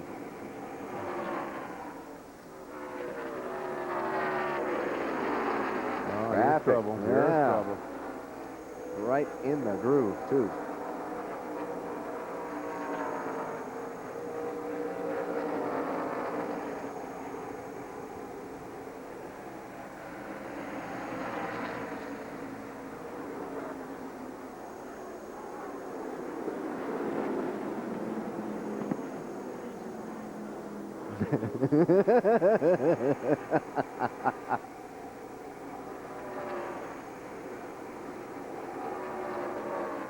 "29 laps to go in the Miami 300. Mark Martin is closing on Jeff Gordon." Ron Young, Martin closed up on the back bumper of him, has to go the high side. Meanwhile, Jeff Gordon's on the inside of Chad Chapman in the 25 car. Both drivers making their final start in the NASCAR Busch Series. Gordon, of course, only running a handful of events last year and this, trying to get his 5th Busch Series win. Mark Martin, the winningest driver in series history just this season. He's got 5 wins, 45 overall, and he's trying to add on to the all-time record with 1 final checkered flag. These last 4 or 5 years, the 60 car, Mark Martin has been Mr. Busch when it comes to this series, this touring series. The guy to beat about every time he showed up. And you know, this is one of the few tracks that Mark has run a Busch Series race on in the last 5 years that he hasn't won at. His best finish here is 3rd on 3 occasions. See Jeff Gordon going to the corner on the outside of Tony Raines. Now Mark has to go on the outside as well. If Mark can catch Jeff passing the car on the outside off the corner, he might be able to sneak on the inside and go 3 wide down the straightaway, get position. But Jeff has got to catch that car at a perfect spot for him, and I think Jeff is probably a little bit too wise for that. Talked about Mark running easy for a while and now turning up the heat, trying to save that right front. How much do we think Jeff Gordon was doing the same thing, and does he maybe have something left to try and put on Mark? I mean, we've still got 27 laps to go. Very possibly. Both these race car drivers, Jeff Gordon, Mark Martin, very, very intelligent when it comes to saving that car and knowing exactly how hard you can run the car.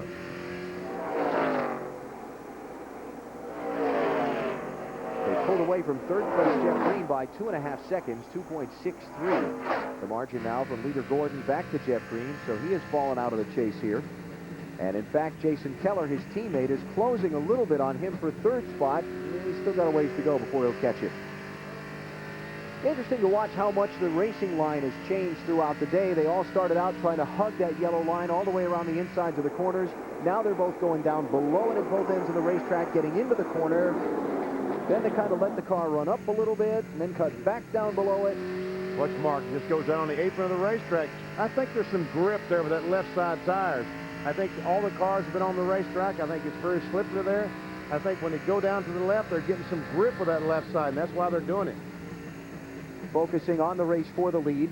There are 14 cars on the lead lap, but this is the closest race for position at the moment, and it's a good one as Martin continues to stalk and chase Jeff Gordon to try and find a way around him. We talk about these banks, only 6 degrees banking in the corner, but the apron of the racetrack is completely flat. Going to take a commercial break here. This is our last commercial break. We go from here to the checkered flag to see who wins the Miami 300. We'll come back.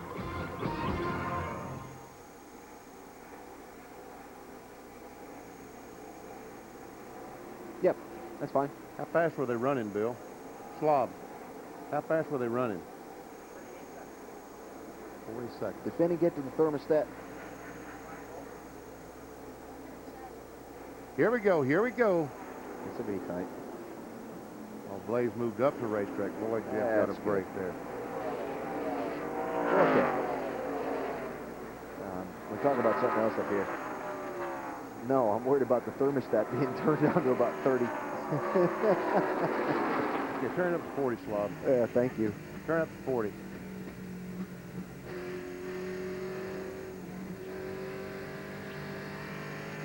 Okay, thanks. I'll pass that on.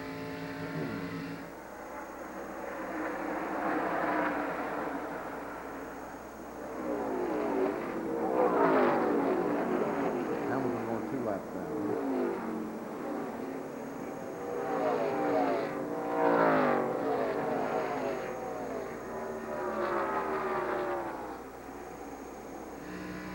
Okay.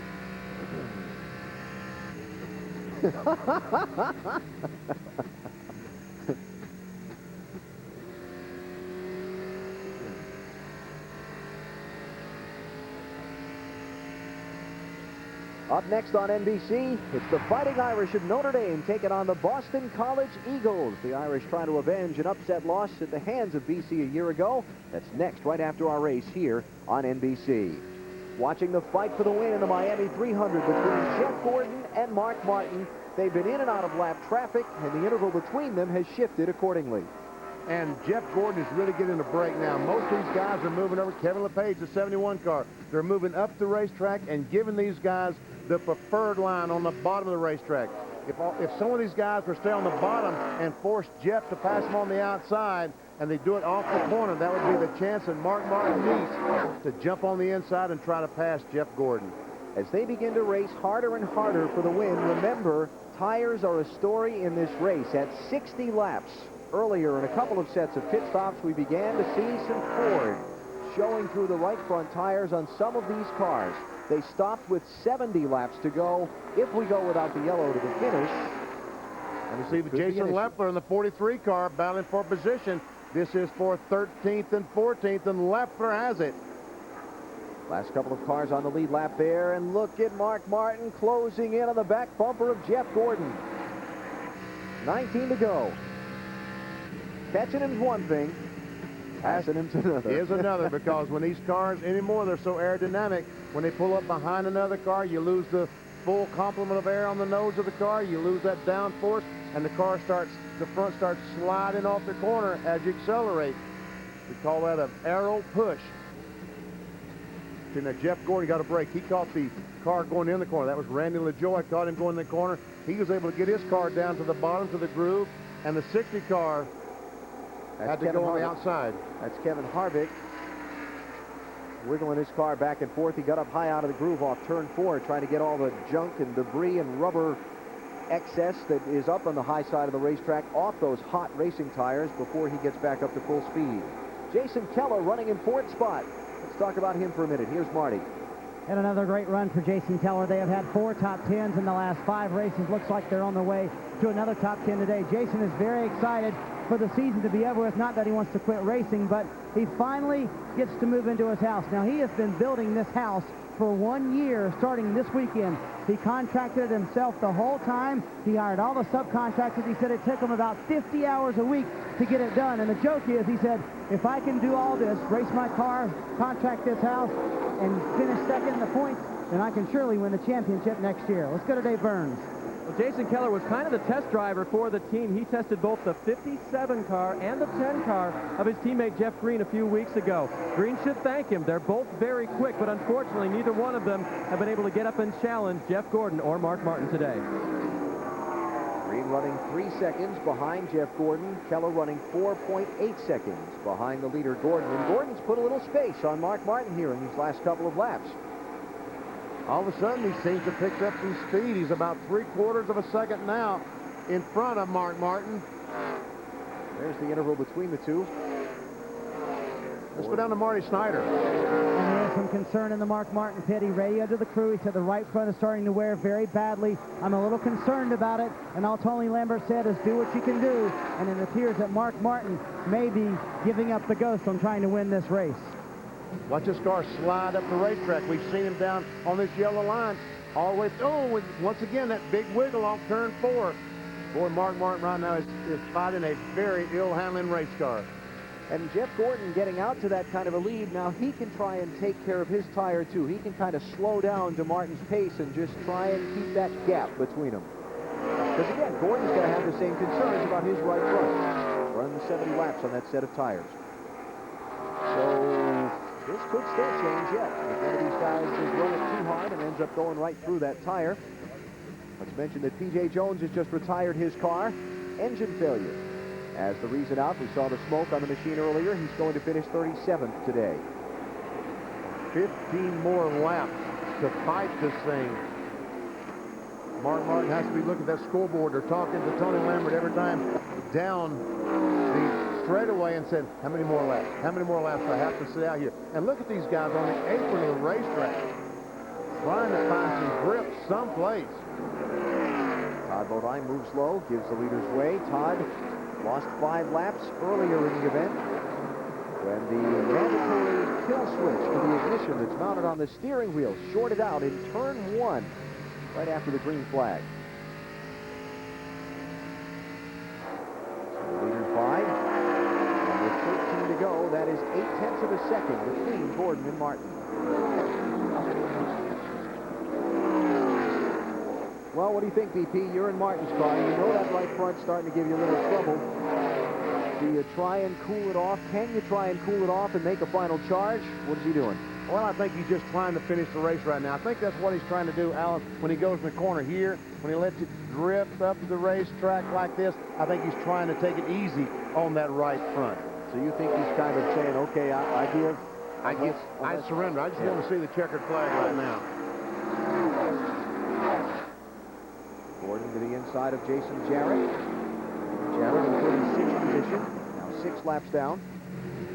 Had the hood up on his car earlier in the race. And once again, we're talking about the right front tire wearing. It's not anything that's wrong with the tire. The teams have just found if they use air to force these cars down the straightaway, they're much faster. But when they do that, the car travels so much that the tire leans into the top, gains negative camber till only the inside of the tire is making contact with the racetrack and wearing out those 4 or 5 inches on the inside of the tire. This is 5th, 6th, and 7th. The 53 is Hank Parker Jr. The 92 is Jimmy Johnson, almost losing control there. And Jeff Burton in the 9. Little tail happy on the Johnson car. Oh, Jeff. 3 deep.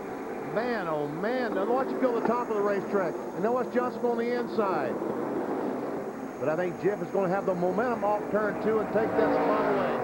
Oh, man. We saw Jason Leffler and Elton Sawyer do that early off turn 4 and crash. What a move. It was a great move by both of them. How he got that into turn 1 and kept from spinning it around when he was trying to fight it from shooting up the racetrack. Amazing. So Jeff Burton moves up to 6th. Johnson in 7th. And this may not be over yet. 10 laps to go, as you can see.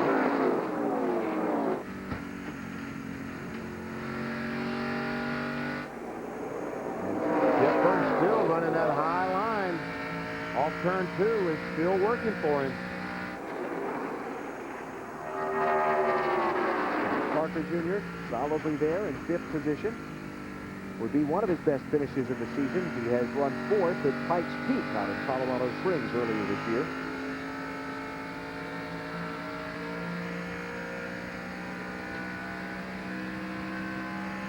Continue to watch from Jeff Burton's car as he looks back now as he's gotten away from Jimmy Johnson. Drives away from Johnson just a little bit. Meanwhile, there comes Jeff Gordon and Mark Martin running 1 and 2 with just 8.5 laps to go.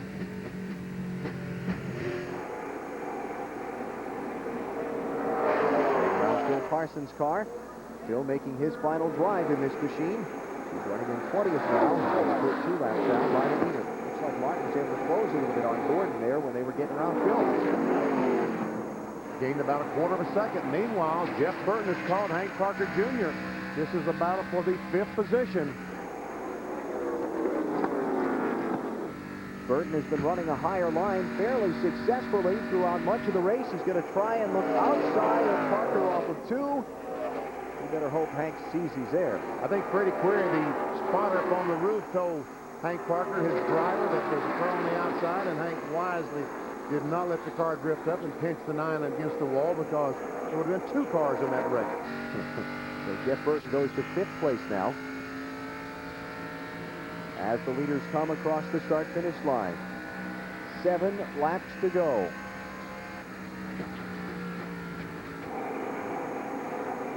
And there is Jeff Gordon's interval over Mark Martin. This could be determined. Martin's chance to win this thing could be determined by what kind of traffic they catch in the final couple of laps. And you see Jimmy Johnson get on the inside of the 53 car. Now you've got Hank Parker Jr. back to the 7th position. For those of you tuning in for the Fighting Irish game against Boston College, it's coming up just a few moments from now, right after this race. And as you can see, we've got 6 laps to go here in Homestead. Joe Nemechek, the defending winner, off the pace from 12th position. Oh, he runs across the grass. He is on the back straightaway. He may not have enough steam to come back around. Is he going to bring out a caution flag? I don't think so. I think he can make it all the way around. Meanwhile, folks, this is the battle for the lead. The blue car is Jeff Gordon, Mark Martin in 2nd spot. They come off the line, 5 laps to go. Both these guys fighting very, very worn tires as they try to finish this next 7.5 miles. Final Busch Series drive for both Jeff Gordon and Mark Martin. Not going to run the Saturday shows anymore next season to concentrate on their Winston Cup Sunday effort. Both very determined to go out with a win entering the race. Both in position to try and do something about it over these final 5 laps. Gordon right now with the upper hand thanks to his pit crew. He got the lead on a pit stop that came back at lap 129. He has led since that point. Now 67 laps led for Jeff Gordon. And Joe Nemechek has gotten clear of the racetrack, and we will stay under the green flag. 4 to go. Jeff Gordon down on the bottom of the race. Look on the apron of the racetrack, not even using the track. That's supposed to be for the cleanup trucks down there, but these cars, these drivers are using that apron of the track because there's a little more grip there than up on the racetrack. Kelly Denton in the 77, giving the leaders way. More traffic just ahead. Mark slow, off the throttle, on the throttle, off the throttle. But he's hanging right with Gordon, and he's running identical lap speeds to him. Last time by, they were both at 141.71. This time, in fact, Mark even a little faster. And look at Mark on the apron of the racetrack, all the way on the apron, trying to take the car into the corner. I think Mark Martin right now, Jeff Gordon, they've forgotten about tires. There's one thing in their mind: win the race. B2 to go when they come back to the start-finish line. Jeff Gordon seeking his first NASCAR Busch Series win in over a year. Mark Martin seeking what would be his 6th win of the season. There's Rick Hendrick and Jack Roush, the 2 team owners, looking on. I don't think either one of them think they're going to win. I think they're both concerned about these cars being able to finish. As I said, very, very worn tires on these cars. Mark flipping the dirt with the left side tires on his car in a desperate move to find some traction. Doing anything he can, just trying anything he can to gain on this blue car of Jeff Gordon. The white flag flies when they come out of turn 4. Lap traffic is ahead. Jay Sauter, last car on the lead lap in 13th position. The leaders will catch as they come to the line. White flag is out. One more lap in the Miami 300. Gordon's lead would appear somewhat safe, but you can't afford a slip. Well, with Jay Sauter, will these slower cars make a difference?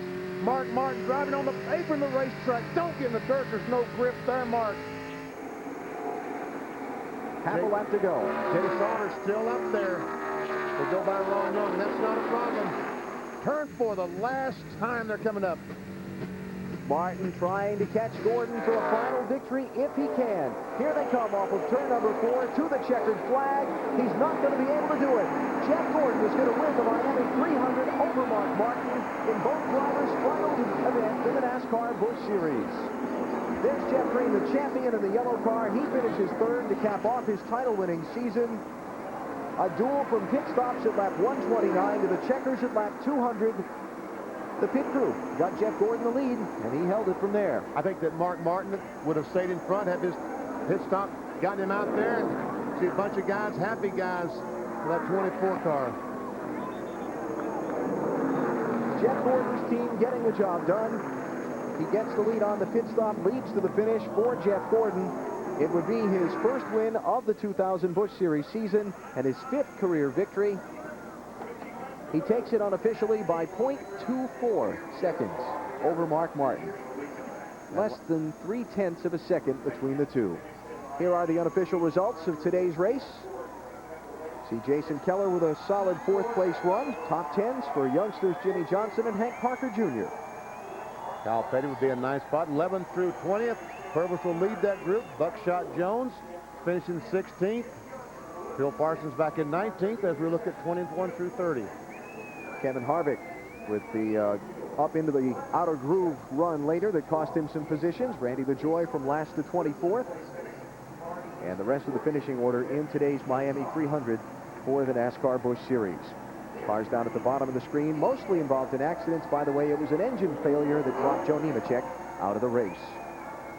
And Jeff Green making some donuts on the racetrack to culminate his NASCAR Busch Series championship in 2000. Now, Randy LaJoie did this a couple of years ago. What do you want to bet Green standing on top of the car when the smoke clears? Oh, he's going to drive out of it. Oh, he blew the tire out. He blew out the right side tire doing the donuts. Let's go to get a word from our winner. Here's Dave Burns. And Jeff Gordon hops out of the Pepsi Chevy, finds his crew chief Lance Dieters. And Jeff, what does it mean to win in your final Busch Series start, but to beat the acknowledged king of the Busch Series, Mark Martin? Well, that's quite a feat, you know. Man, he ran me hard. These guys just did an excellent job. Ricky Hendrick tested this car. I didn't even drive it until I got here, so he did an excellent job. I want to thank Hendrick Motorsports. They did a great job putting this car together. Of course, Pepsi and Fritos and Chevrolet, Goodyear, Winter Circle, and everybody involved in this team. I'm worn out. It's been a heck of a day, but I owe it all this team. They did a great job, and to do it by outrunning Mark, man, he ran me hard. I didn't think I could get him. What do you think your right front tire looks like about now? There's not much left of it. I about had to run through the grass to get around the track. Pretty tough place to get around. All right, well, Jeff Gordon wins his 5th race of his Busch Series career. Let's go to Marty Snyder. And with Mark Martin, who finishes out a terrific NASCAR Busch Series career by finishing 2nd, talking to some of the media, and he said the car was just too tight at the end of the race. Mark, tell us about the end of the race. Well, the Winn-Dixie team was just great, and I want to thank Winn-Dixie for what they've done for the Busch Series, and thank the Busch Series for letting me play with them on Saturdays for a long time. The car was really good the first half. It started getting a little tight on the second half, and I could make a run at Jeff, but every time I'd get close to him, I'd just lose the front end. So just not quite strong enough. It was an awfully good run, and he was really strong at the end, and we needed a little bit of work to be able to get him. A great career in the NASCAR Busch Series comes to an end. Mark Martin finishes 2nd. Join us again tomorrow as NBC's NASCAR coverage continues with the Pennzoil 400 at 12:30 Eastern Time. Bobby Labonte tries to win the NASCAR Winston Cup Championship. Now to South Bend, Indiana. The Fighting Irish of Notre Dame playing host to Boston College. We'll talk to you tomorrow from here in Homestead.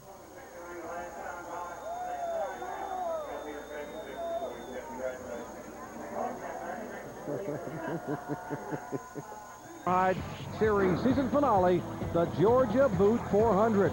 The point standings reflect the fact that Frank Kimmel will indeed lock up the title by taking the green flag today. But from 2nd on back, a lot could change in this series finale. And take a look, as you heard Ray say, Shauna Robinson making history back in 6th spot, becoming not only the first female competitor to run the entire ARCA circuit, but the first to ever finish in the top 10 in points in a national oval track stock car series.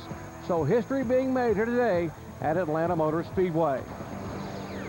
ARCA's been coming here since 1984. There have been 25 different winners, names that have gone on to be NASCAR legends like Allison, Waltrip, Urban, and Wallace. Who will be the next to join that list? As ESPN, the worldwide leader in sports, presents Speed World. The ARCA Series finale for the 2000 season coming your way. The Georgia Boot 400 in just a moment.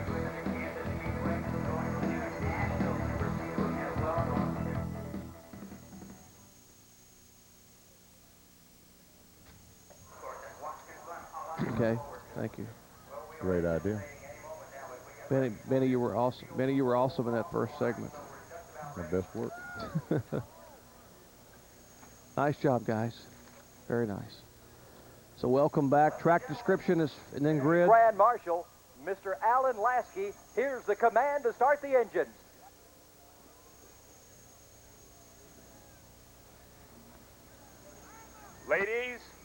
Ladies and gentlemen, start your engines.